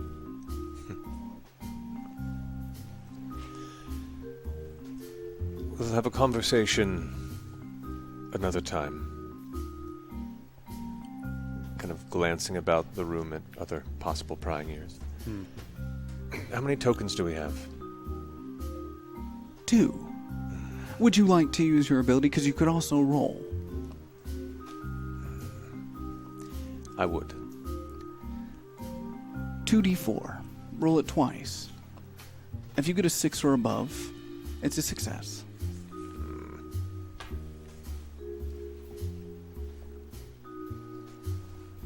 That's a 4? Well, that's an exploding, so you can roll again and add it. 6. Okay, roll one more time. 8. So, to distract from the situation and the awkwardness at hand, and especially after reminding yourself where this power comes from, you use it anyway. As you connect to Harmonia and reach out to feel what it is Bucket felt in his last moments. These emotions that pass from his dead form onto you. Fear. Fear, but then followed by warmth. Joy. A fondness.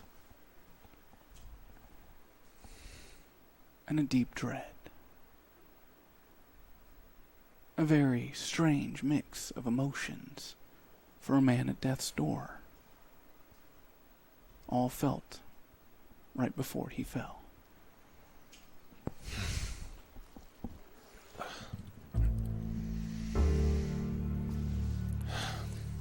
Well, what did you just do?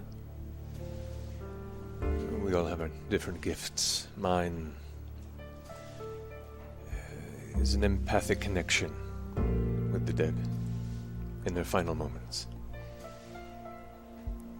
It appears that Agent Bucket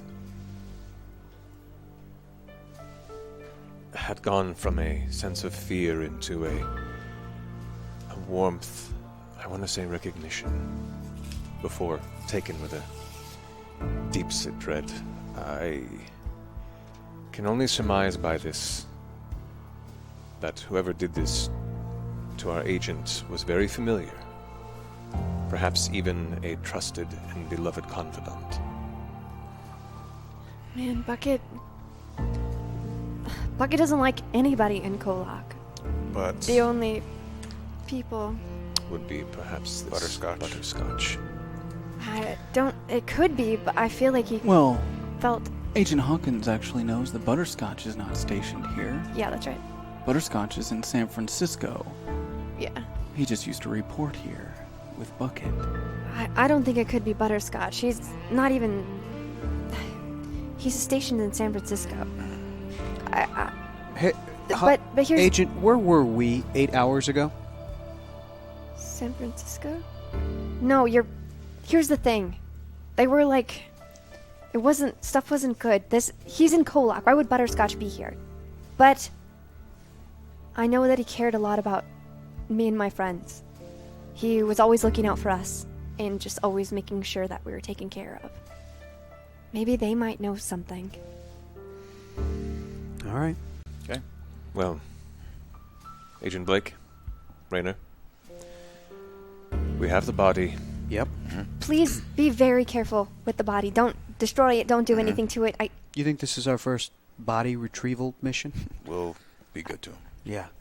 He's one of us. Yeah. Would you like to share with them why, or keep it to yourself? Can I sidebar with Your new Filters? partner? My new partner, yeah. Indeed you may.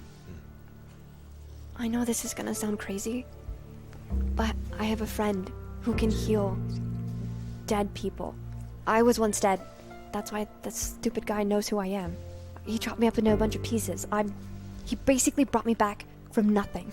So if we can keep Bucket's body, in a good state, I don't think he's really gonna be dead. We can save him. He's gonna come back. I've seen enough strange things, especially surrounding you, to not entirely disregard this idea. However, based on the extremely expedited rate in which it is decomposing, I think our chances, if at all, are drastically dwindling. I think Tibby can do it. I think we have time, but don't tell those guys, okay? I just wanted to let you know. No. You're assigned as the expert. I'll follow your lead. Cool. Gentlemen. Yep. Yeah. Take care to keep this under our esteemed watch. Do not remove it from the city at the time being. There may be some more elements to this investigation that would require it being local, but keep it safe. Well, Agent Felders, always thought you were kind of a weirdo, but you're actually pretty badass. Yeah. Good work. We agree. He was well. And kind of, you got like a cool aura. Jacket, glasses, very cool, everything. Very cool. Badass, very cool. We aspire to be like you. Thank you, Agent. Good work. Agent Blake. Agent Hawkins? Hawkins. Hawkins? Yeah. I've been calling you the wrong thing this whole time. That's embarrassing. I noticed. It's okay. Best of luck. And remember, try not to let your emotions affect your performance in the field. But you did good today. Well, what about Great when he job. killed that person that one time? Was that an emotional or is that strategic? I'm just trying to differentiate. Very strategic. Very strategic. Got it. Yeah. You have your forte, I have mine. That's right. Got it.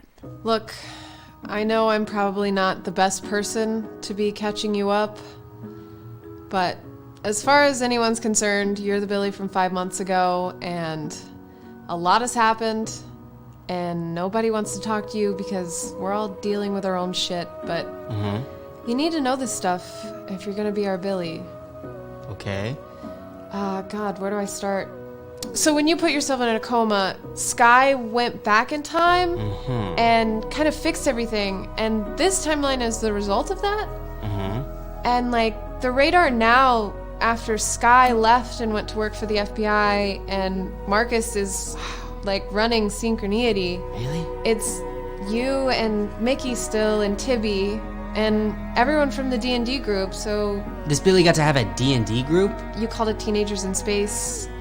Kinda was crazy. Makes sense. Me, Laura, Mike Hunt, Lexi Knopf, we were all part of this group. Yeah, since Tibby and Mickey were like inseparable all summer, you and Mallory became pretty good friends, and weirdly kept complimenting each other's bodies. Like, an obsessive amount. No, that doesn't sound right. But things kind of went off the rails really fast. And there was a lot of stuff with the lake. We all started hallucinating and hurting each other. Everybody got fucked up real bad. Mallory saved 28 people, so that's something. So yeah, Mike Hunt is dead, Lexi's dead. I became good friends with Mike Hunt, and now he's dead. Our friend Cheese melted because, there's a drug going around KOllOK now. It seems like it gives people powers, but really it kind of just like ruins them from their core. So I have a job as a lifeguard? Yeah, dude. You work as a lifeguard at the lake. So you should probably make sure you don't have any shifts coming up, or you will get fired. Well, you remember Rachel Jules, her dad owned a law office? We broke into it and we found like a secret entrance to these tunnels, and you were there, you saw the map, and you thought that was where all the hearts were, the hearts for Phobos, so we thought we were really onto something. But we ran into this woman who said she was Mother, she was like Mallory's mom, and she was surrounded by all these like really fucked up beings that looked exactly like Mallory. Wait, is Mallory's mom hot though? Mother? I mean, yeah, she might have been at some point, but Tibby really fucked up her face. Nice. You and Mallory ran off, destroyed Phobos, and that's when we lost our powers, and we all ended up back at our houses. So I lost my powers, but I destroyed Phobos. Cool. Oh, right. Then we were hopping through time, and I got stuck in the 1940s, and you guys continued on this big time journey that I wasn't there for. I think you were experimented on, and you went sterile, so you can't have kids anymore. Sorry. I bet I've had sex. That's weird. Because he was like sterile, right? So I bet he was out there just getting loads of action. I'm pretty sure you're still... You know what? Whatever, you've been through a lot. Sure, yeah. Whoa. Cool. You also met gods, and you met like a future version of me, which I'm really jealous I didn't get to see myself. You met the god of truth in this like house of gods, and he had all these candles in front of him that signified like our lives, and you stole your candle because you noticed some of the others were out, and you thought... Because it would make me immortal if I did. And you left it in this place called No Place, which is where I'm told the future version of myself died. And you left it there so that you wouldn't ever have to die. How did I die if my candle was hidden? But then, this guy named Sammy, I don't know who he is, he just showed up. But this guy named Sammy took your candle and I think tethered his own life to it. And then he came to us and tried to use that as leverage, but Mickey, the Mickey from your timeline, she thought of Sammy and killed him, and because he was tethered to you, it killed you, and now you're in the other Billy's body. This is really confusing. So Mallory's a clone. Laura's also a clone of Marcus, and well, most everyone is a clone, or another version of themselves, except for me. This is a lot to take in, but it's really cool to know that I had friends, and that I did the right things, and that you guys liked me. Maybe I can be like that, too.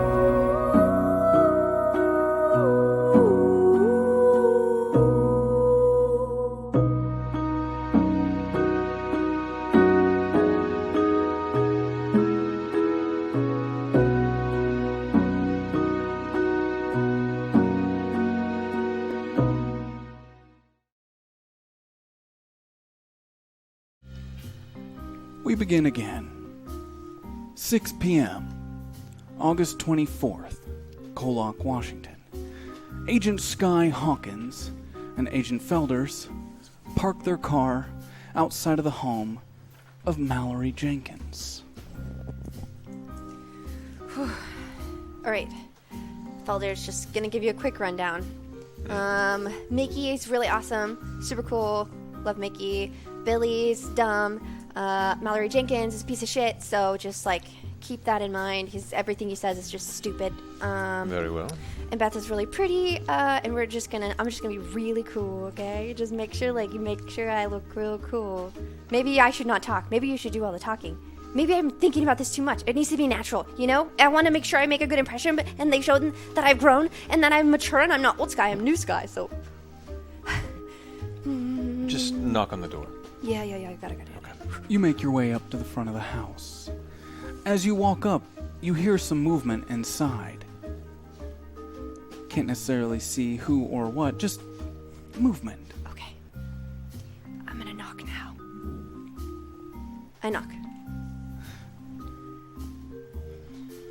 Who's inside this home?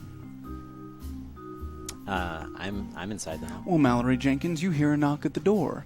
A knock of someone that you surely saw walking up. I think the FBI's here, so... Shit. Okay, breathe. Remember what we went over. Hey, you guys have your story, right? I actually we have cannot the story. Because, like, I wasn't there. Mallory, you wrote it on your hand. Just refresh yourself. It's on my hand. Don't make it obvious. Don't read it like you're reading. Pretend one of us is an FBI agent. Can you do better than your door mayor? knocks again. Up. You can hear people yelling inside. I got it. I memorized it. I don't need to read it. I got it. Where's Tibby? I walk up to the door, and I just like have my hand on the handle. I'm like, you got this. And I open the door. The door opens, and you see a shit-eating grin of Mallory Jenkins staring back at you, Agent Sky Hawkins. Mallory? Hi, Sky. How are you? Hi, and you are. I'm sir? Agent Felders. This is Agent Hawkins. If you wouldn't mind, we'd like to speak with you and anyone else who may be present within your abode. You see everyone else just standing behind him looking through the door. Is that Sky? Hey. Billy! Mickey! I want to run up to Mickey and Billy and give them a hug. My arms are just up. I'm not touching her. Oh my gosh, guys! Wait! It has been... Mallory, eat shit and die. Don't talk to me. Whoa. Guys, that's not professional, first of all. That's a lot of real shitty Wow. energy. Are you... Who I'm are you? sorry, wait. Hey. I'm Laura. Yeah. Sky, I just want to say that it's really nice to see you, and you're very welcome in my home. If there's anything I can do for you, This isn't how we left. I'm very Did something happen to Mallory? Did he hurt? Is he okay? No, he's trying to turn over a new leaf. Yeah. You know, get some good karma. and it is working. Hello to you. Good day. Hi, Sky. You're still being very weird. It's been a few months. I don't know why. I am a detective. FBI. A detective. You got a tie. Congrats. It looks good. Thanks, Vicky. Agent Felders, you've never felt older than you feel in this moment right now. This is the closest I've had to an existential crisis. Welcome to my fucking life. Yeah, so who's the old guy? There's a weird guy following you. Oh, Mickey. He said his name was Agent Phil. Yeah, He's nice. he was, and we were paying attention, sir. This is my new partner for now. I don't know if you guys know this or not, but Agent Bucket died.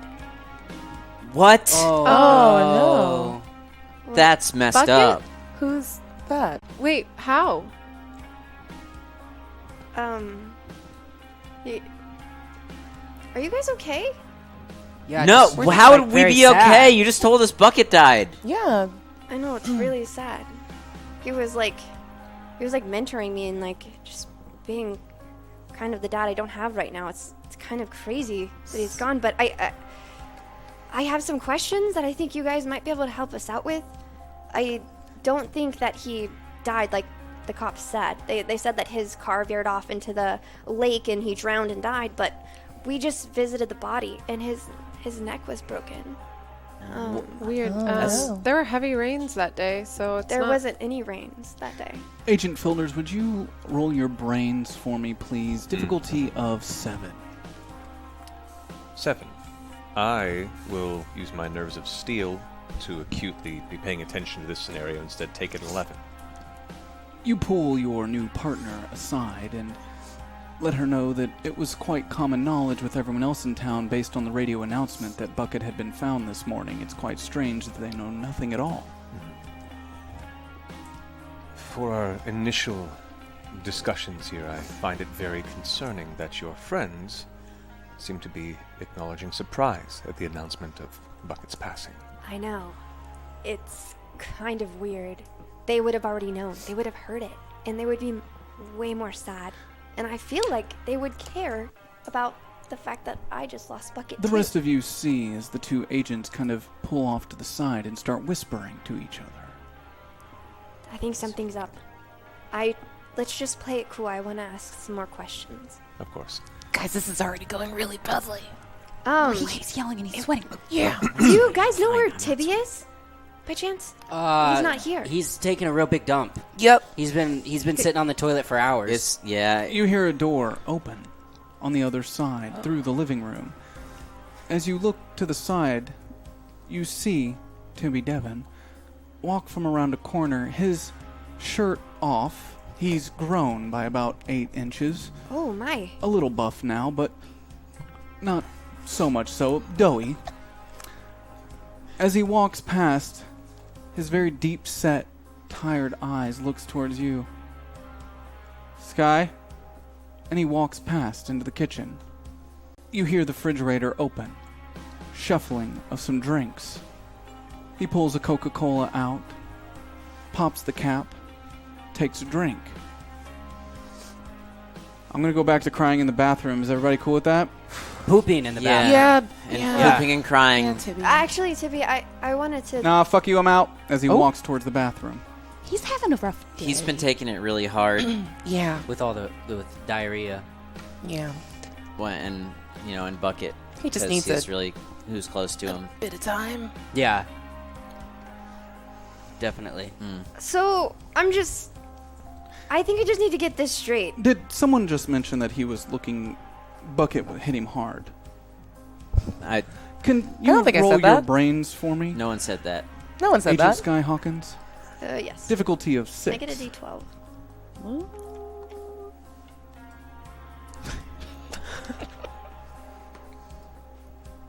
I can't see. It's a 4. You have 16 tokens available. Oh! Would you like to use some? Yeah, I'll use a few. How many exactly? Wait, what was the roll? 6? 4. You 4 was the roll. You needed a 6. I'll use 2.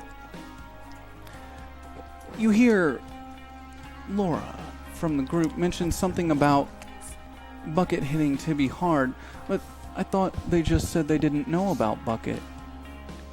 Wait. That's so confusing for me to hear. Because I have been through some really weird shit with you guys, and you would think you would tell me the fucking truth and not lie straight to my face. No, because this is some bullshit. Mallory, don't talk again. I swear we're to God. telling you the truth. Ew, Sky, what the okay. heck? Why are you sweating like that? I'm not. It's hot. You're yelling.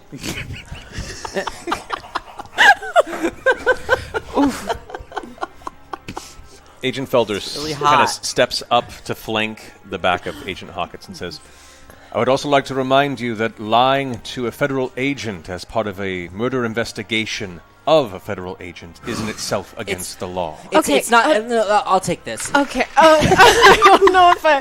Listen, Sky, we knew how important Bucket was to you because he was your partner and No, important to us, not important And we to watched you. Important Terminator to 2. us. I know he was And we important watched to all of Terminator us. 2. And we knew why you came, and we wanted to hear it from you. Yeah, we wanted to give you the opportunity to tell us as a FBI agent. It's what you've always wanted to do, to be. And we were watching Terminator 2. Oh. I want to grab Mallory Jenkins by his jacket and push him up against the wall. Oh, I would like to... Roll your fight for me, please. Okay. Mallory, do you allow her to push you up to the wall? No, I'd like to try. You'd like to just avoid stand her. and avoid, or like move out of the way? Move out of the way. Roll your flight for me.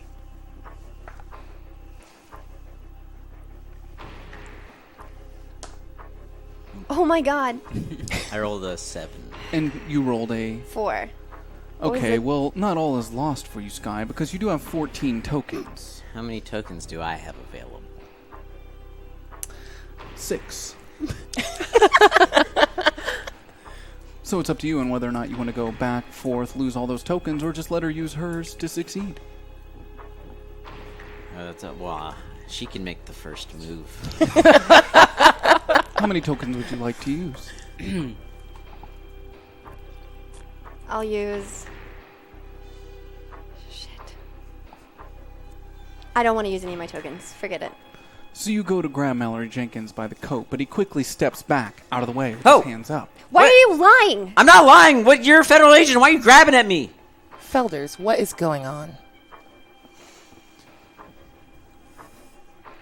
This individual, Agent Bucket, of who we found to have been murdered, and some clues seem to point to an individual that Agent Hawkins here has previously supposedly been responsible in eliminating. We have many questions, and Agent Hawkins seemed to have spoken very highly of her respected friends within the city of KOllOK, and so we had come here to hopefully find some answers. If there are no answers to be found, and indeed you are hiding something, that also shall be noted in our report. We can answer any questions. We'll answer your questions. Thank you. Right, Mallory? I'll answer all the questions. Maybe you should go last so he has some time to relax. Yeah. Mallory, have a seat. He's sick just like Tibby is. Agent Felders motions towards the recliner chair pointed at the old black and white TV in your living room. Do you sit? Yeah, I'm walking toward the chair and I trip a little bit and I correct myself and then I want to sit down, plop in the chair. So he sits. I take a nearby chair that's unoccupied and very loudly scrape it across the ground in the direction of Mallory to face. It's unsettling, especially because the carpet just shouldn't sound like It's a special skill. Indeed. That's my dad's. Well, it was his carpet. You should be more careful in here. Just saying.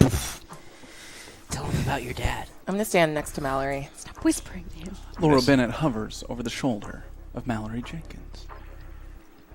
So, Agent Hawkins, if you could assist me.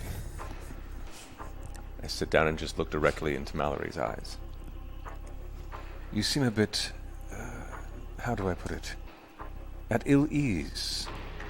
I have been a little sick lately. Yes, I have a fever, and that's why it's really hot, Would you like us to change the temperature of your own home to make it more comfortable?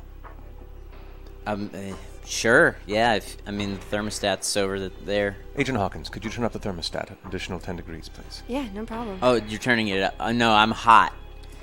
Is cold? Turn it down. Turn it up a little bit? Mm-hmm. 20 degrees? 20 degrees. All right. Thank you. Yeah. Heat it up. Would you like some water? I pull a small flask out of my coat. You seem thirsty. Yes, I would love some water. If you... Oh. Well, I have some here. It's quite good. It's cool. I bet it's pretty cold, yeah. Mallory Jenkins, roll your grit for me against Agent Felder's brains.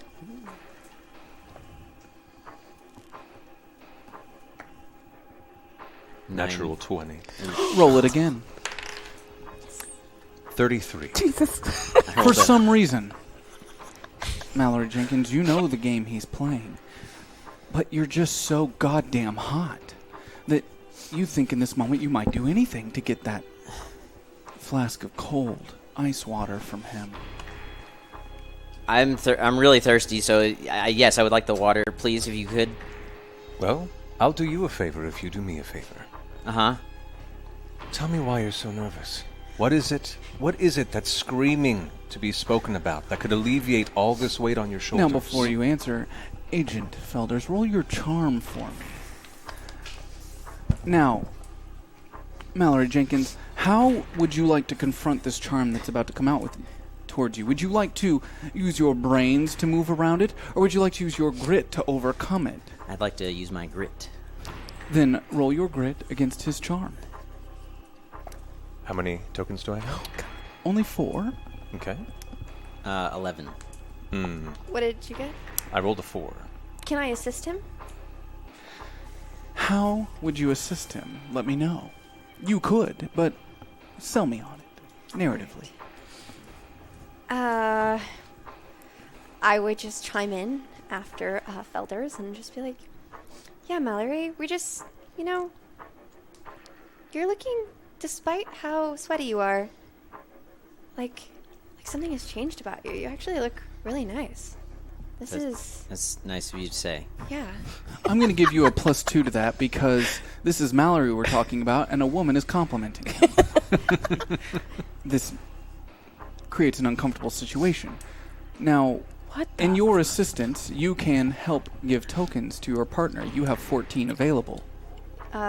Yes, I'd like to give enough to make it succeed. So, you feel this charm starting to come over you. Yeah. I have been working out a little bit. I can tell. Yeah.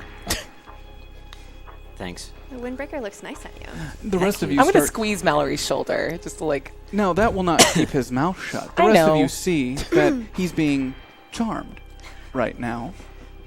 Why don't you guys stop bullying Mallory and just ask your questions? You came here to talk to your friends. You're not really treating him like one. Is there... Speaking of friends, Mickey, that's rich coming from you because you're lying to me. So maybe just let us finish complimenting Mallory, because that is what we're doing. Now, Mallory.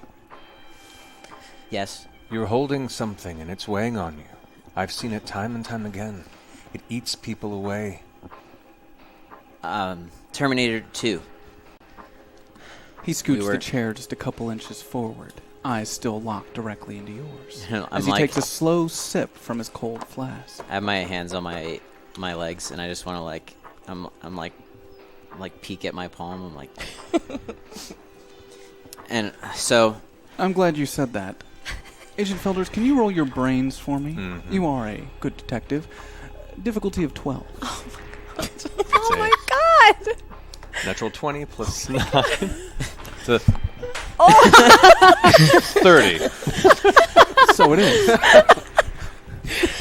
You spot that this very nervous young boy is looking at something on his hand. The way his pupils dilate and move from the left to the right, he's reading.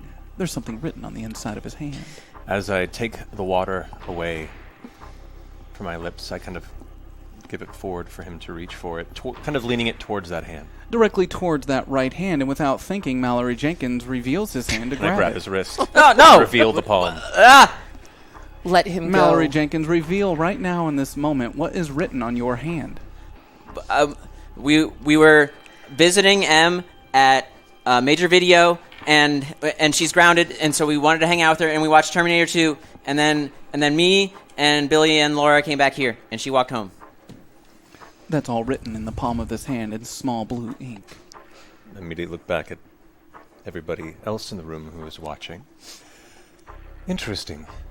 Scripting somebody to hide the truth. That is a very serious offense in the presence of a federal officer. How many tokens do Can I I- have? Laura Bennett has 6 tokens available. I would love to use my rebellious ability. For those who may be new watching, or for Agent Felder, do you mind sharing what that is? I can use 3 tokens to lie or to ignore or mislead an adult with 0 consequences. That's amazing. So, please, what's the lie? I'm just going to clear my throat and say, he's nervous, and we knew that you were going to want to talk to him because he's the owner of the house and the leader of our group, and nothing was amiss. He gets so nervous around Sky because he's loved her for so long, and we wanted to make sure he stays on task. Now, Agent Hawkins, how in the world could they possibly know that you were going to come talk to them? And especially ask questions that could have anything to do with Bucket. How could they know that? How did you guys know I was coming? But you do believe that he's in love with you. Yeah, duh. Sky. How did you guys Sky. know I was coming? And Sky. You know what Mickey can do. No. We knew you were coming. I saw you were in town. That tracks. Sky, is there any way we can just talk to you? Yeah, you know how I feel about cops. I mean, I love I'm sure cops. you trust your partner and all, but like, we don't really trust him. We trust you. Do you?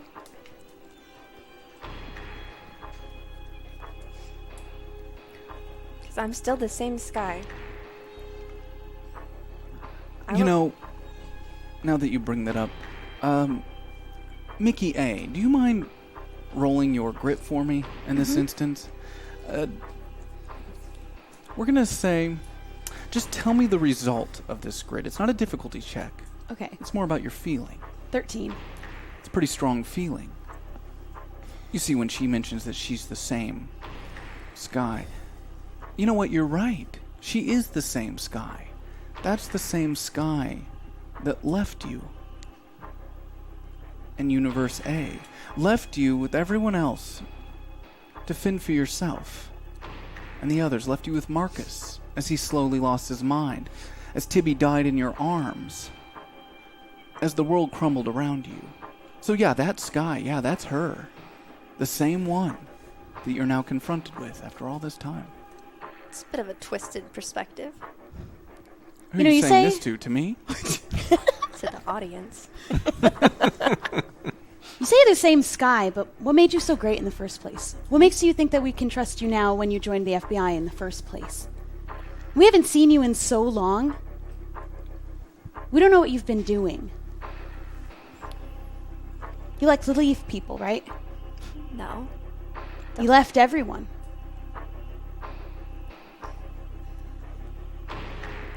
I did what I had to do to protect my friends, to protect my family. And wouldn't it have made sense for me to go and... Oh, sorry. You should know, Sky. That's the other Mickey. Oh, wait, you don't know. What? That's another Mickey. That's not my Mickey. I'm the Mickey that you left in Prime A when you got pulled back in time, in a world that was on fire. You guys stayed there? We kept going, and you left us. We don't have to tell her that. Well, he just told her. Terminator 2. Wait, Mickey, we didn't know what was gonna happen. You never bothered to check. How was I supposed to know? How could I have cared? How could I have gone back to check? How would I? That's not even in my realm of abilities. Do you want to know what happened? Arrest her. She's a fraud. Tibby, She's put a shirt on. Tibby. Jesus. She's Mickey, fake. Tibby, you can't get drunk off of Coke. Mickey, we all decided that I should go back.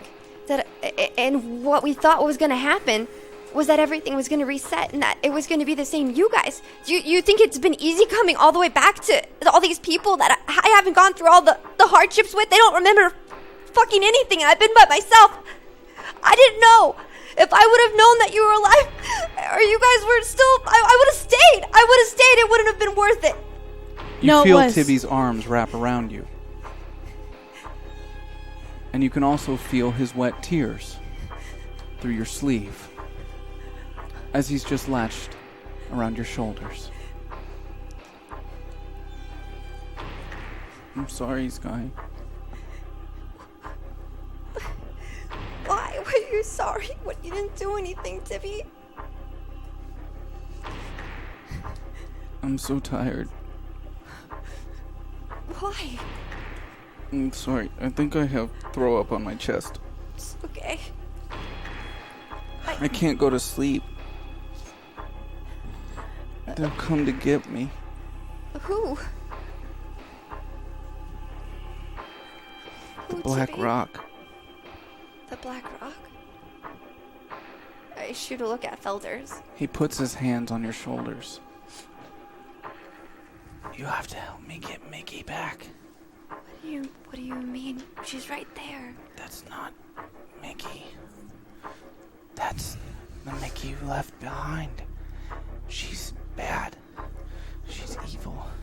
I know it. You have to help me get the other Mickey back. You're in the FBI. You can do that, right?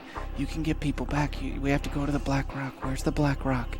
Where's the Black Rock? Tibby, Where's the Black Rock? Tibby, Where's the Black Rock? Tibby, stop!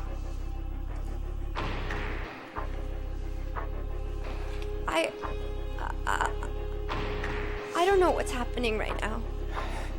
I came here because... But you're fine, right? You still have your powers.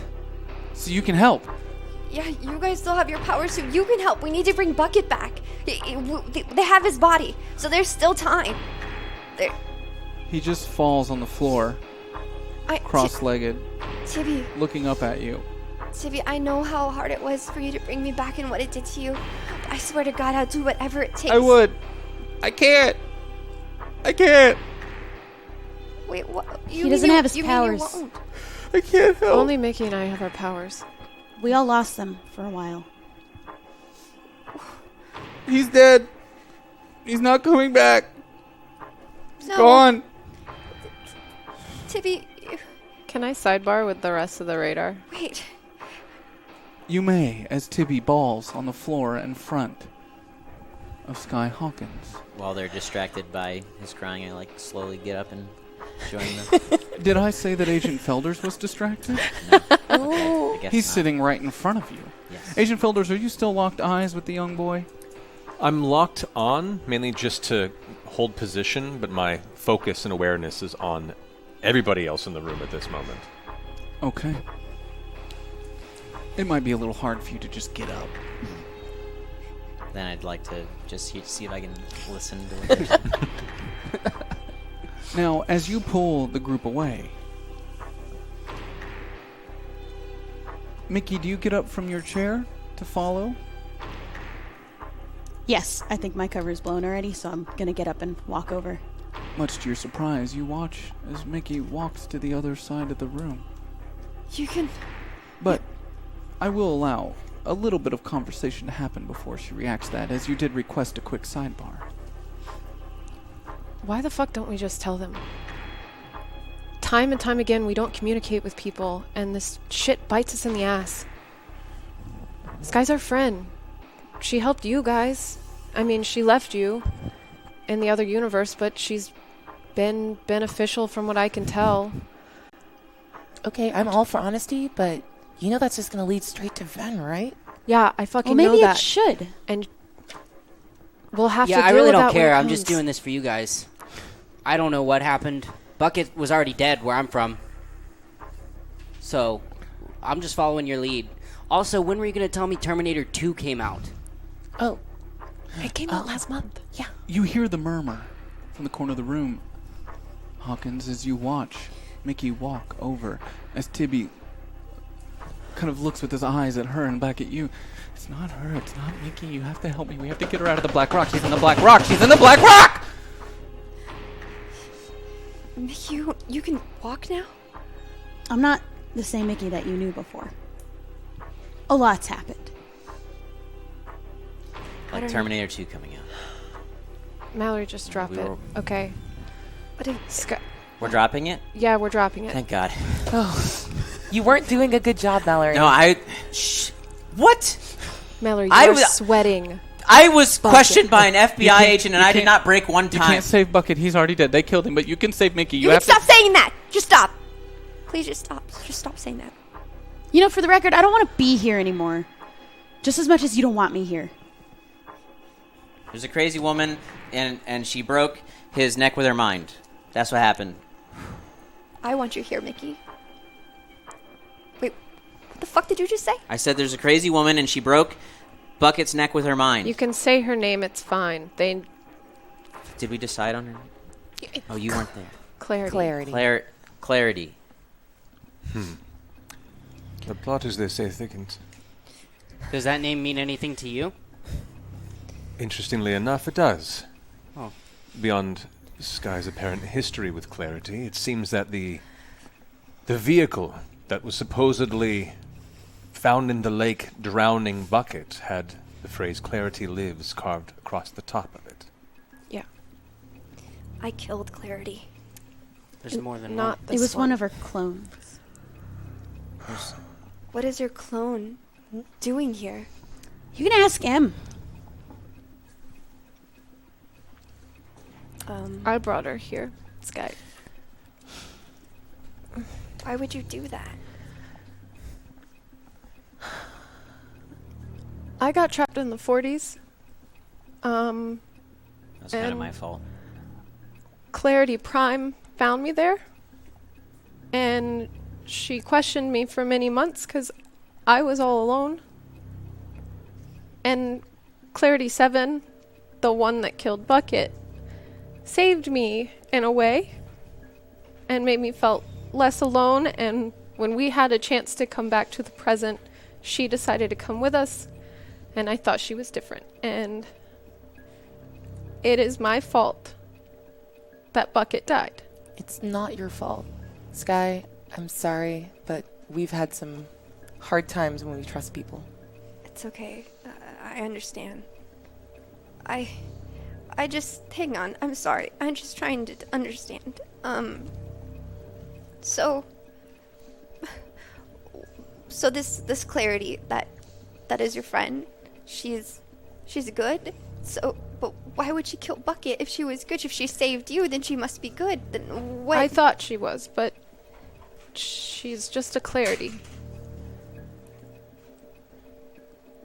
I don't know what that means.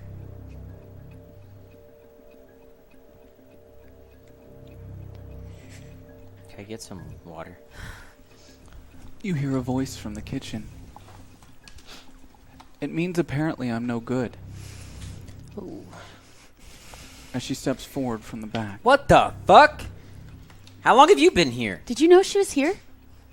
No, you were I supposed knew you to... couldn't be trusted. Why would you kill Bucket? I would like to start by saying that it has now since come to my attention, according to those that apparently I should not trust, that not everyone aligned with Harmonia is evil. So I'm told. I make no excuses for my actions, nor will I ever. I acted in the way I should have acted given the information that was presented to me at the time. What information? That he was an agent of Harmonia. The people I'm at war with. And that he was not to be trusted. And that he put who I thought were my friends in danger. I take full responsibility for what happened, for doing what was right. You just killed him. You didn't even ask him. You didn't even get to know him. You just... And then you guys threw his body in a lake. Like it was trash, like it was fucking nothing. You're not supposed to be here. You don't belong here. I don't. While Sky's yelling, I'm going to whisper to Agent Felders, she's extremely dangerous. How many tokens do I have? Mickey Jones has 8 tokens available. I was just checking. How many tokens do I have? To Ven. Clarity. Yeah. See, we never got to ask before. I'll let you know if you're making an action. If you would just like to know, you can fuck right off. I'm going to use my unassuming to, while all of this is happening, to sneak out into the driveway. Billy Baker takes this tense moment as an opportunity to sneak into the driveway. I get that you came from a different time and shit was fucked up. And you're not supposed to be here, so maybe you don't understand things the way they are. But you just can't go killing people. You can't go killing people because they matter. They're special and they're important to someone, and when you kill them, you take that away from someone who may need it. You took that away from me. Everyone walks I up care to you about kills slowly. me. She walks up to you slowly. She leans down from her tall frame to look you in the eyes. Do you know how many you've killed? How many people that had families? Brothers, sisters, mothers, lovers, how many? What are you talking about? You know all about your friends, right? the great diviner, the destroyer of universes. Mickey Jones. You know what they can do. You know that it always comes at a cost. Were you too fucking stupid to ask what cost you pay every time you reach deep within yourself to pull some random ass out of your hat? Then it doesn't come at the cost of my friends. I'm sorry, Impact. I want to use my powers. I have my hand on my gun, by the way. It's Okay. still holstered, but I just have it at the ready. I'm standing right next to Sky and Vin. Well, as this action has now moved forward, draw that top card.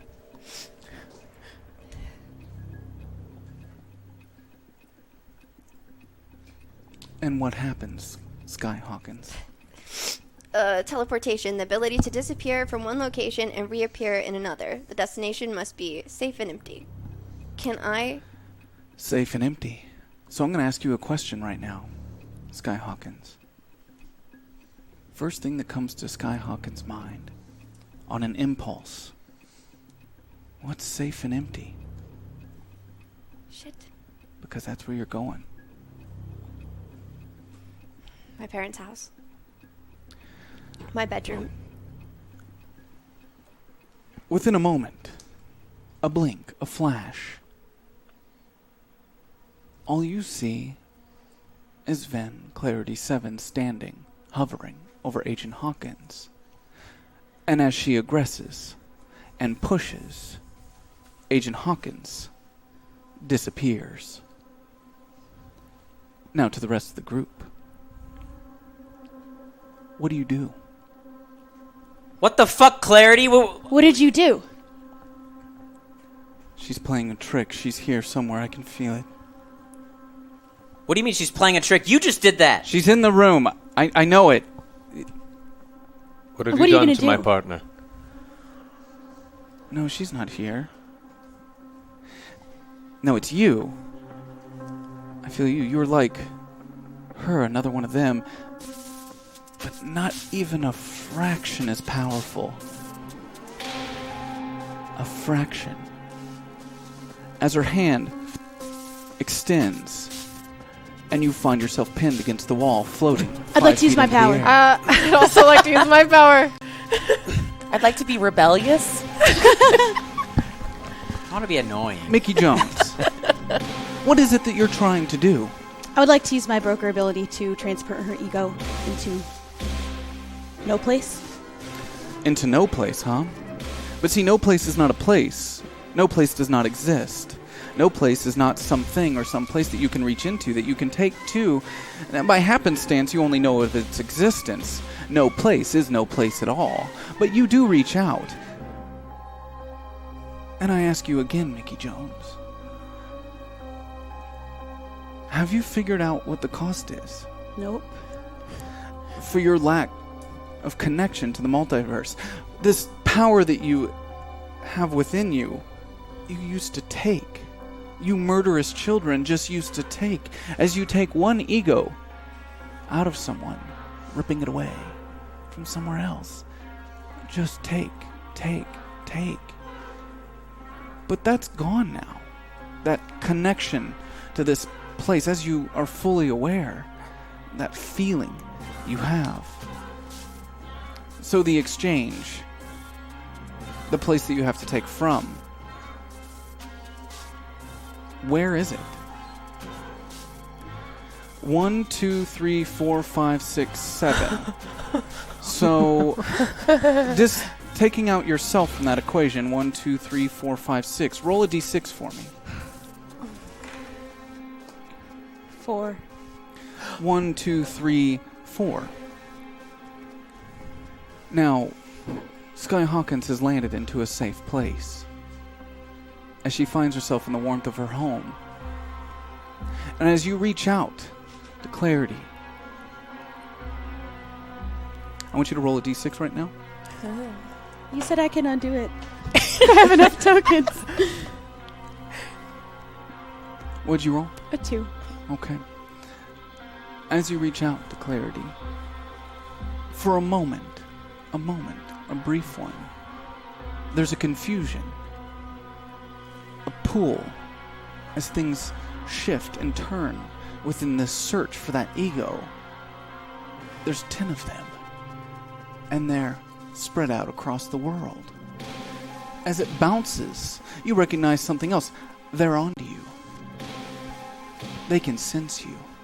And as you move as quickly as you possibly can, you find the one in this home, the place just closest to you, and you reach out, and you go to grab, and you do pull, but as you tug, it pulls away. This surprises you. You didn't know they could do that. But what you do watch, as her left arm disappear as you fall to the ground in front of her, and as she hits the ground, unbeknownst to you, in a location safe and familiar, your right arm disappears. And a gaping wound bleeds out onto the floor in front of you. As her left arm leaves from her body, she quickly goes to take up her right and turn it into your general direction. I believe you said you would like to use your power. Absolutely. I would like to spend as many tokens as I need to open up a portal underneath Clarity so she cannot dodge this and she falls into the portal and goes forward in time. Take whatever you want, Zach. Roll a d20. 3. Known only to you. Only to you. As this portal opens, and her body quickly goes to fall through. You see her, and she sees you. You lock eyes. You know in this moment, she let it happen. And you and only you know that you just sent her 30 years into the future in this exact same spot. Do I have any tokens left? You do not. As the portal closes, the rest of you are left in this room as Agent Felders catches his breath, unaware of where his partner might be. Agent Hawkins, I need you to roll whatever die you want and call high or low. Okay. What would you like? Use Matt's D20. Apparently. Okay. Yeah, should I use a D20? Someone help me. D4? You have more numbers to go through. Call high or low. Low. 2. As your arm disappears from your body, and you quickly start to bleed out, you remember your training. You focus through the pain. You quickly run through the house. Luckily, it's your home. You know exactly what you're looking for and where to find it. And you stop the bleeding as soon as you possibly can. You call an ambulance. You make yourself sit out on the front porch. And you wait. As you feel yourself drifting from blood loss. You wait. But I can assure you, because of your successful action, you'll survive. Agent Felders. You have no idea where your partner is. But you now do know that these kids knew a lot more than they were letting on. And in this moment, they surely do look like children who are scared, frightened, and in over their heads. But it's also very clear to you that there's a lot Bucket did not share with the department. A lot of secrets in this town that Bucket somehow felt the need to keep secret, much like yourself. So I ask, what do you do? I'm standing up and kind of straightening my jacket. Visibly controlled as training allows me to be, but eyes wild with worry of the absence of my partner, of who is my responsibility. and the events that just transpired in this room. Strange, even than most of the things I've encountered. I look around at the rest of the children in this room, and you do well to recognize who is trying to help you here. I can see that you are tangling with things that are frightening, that you don't understand. And to an extent, neither do we. That's the whole reason we came here.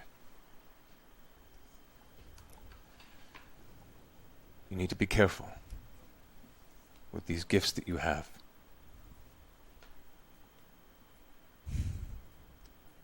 Does anyone have any idea where my partner is?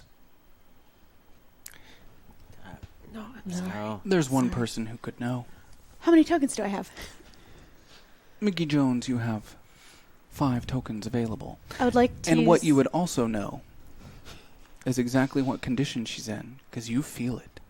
You feel every bit of what you take. I'd like to use 3 to find where Sky Hawkins is. You see that somehow she was teleported to her old home. A home where the people who live there have no memory of who she is. And you know the pain that she's in.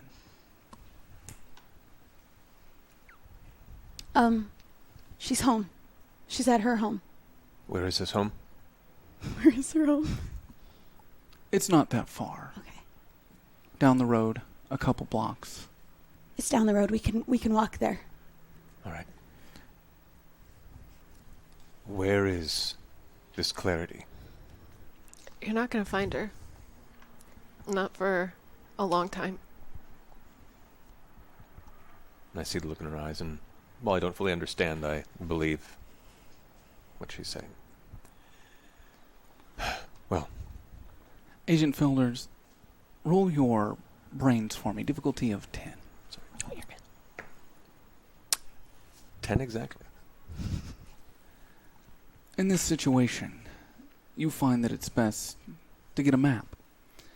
Some drawn directions, as continuing with your work in any way, shape, or form with these kids might be dangerous for them and for you until you know more. So you ask that the young one who told you where she lives draw you a quick map.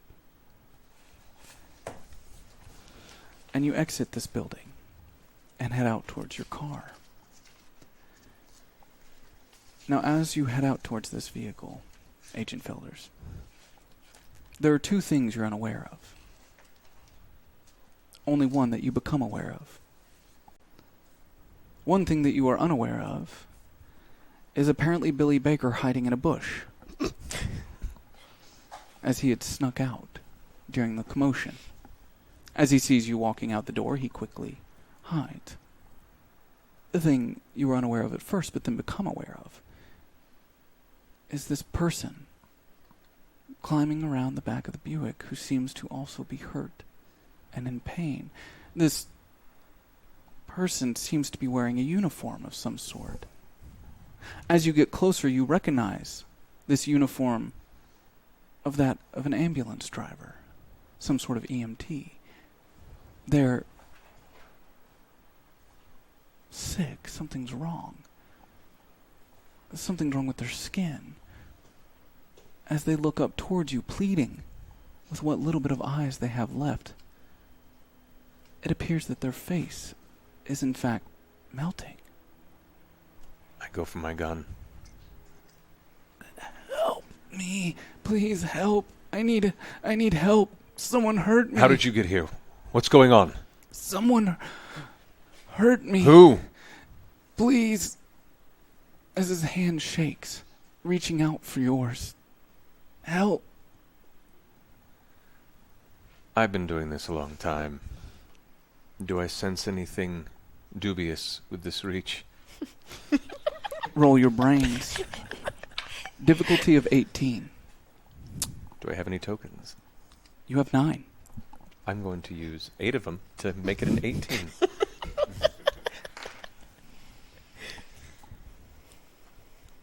as this reach comes out towards you, there's a moment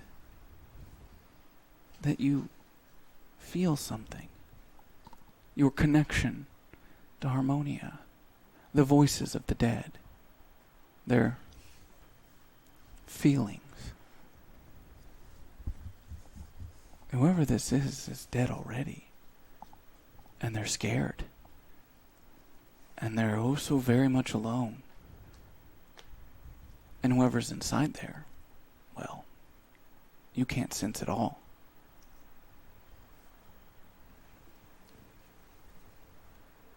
As you go to reach for your gun, Agent, that is where we'll end tonight's episode of KOllOK 1991. You found yourself back at the start.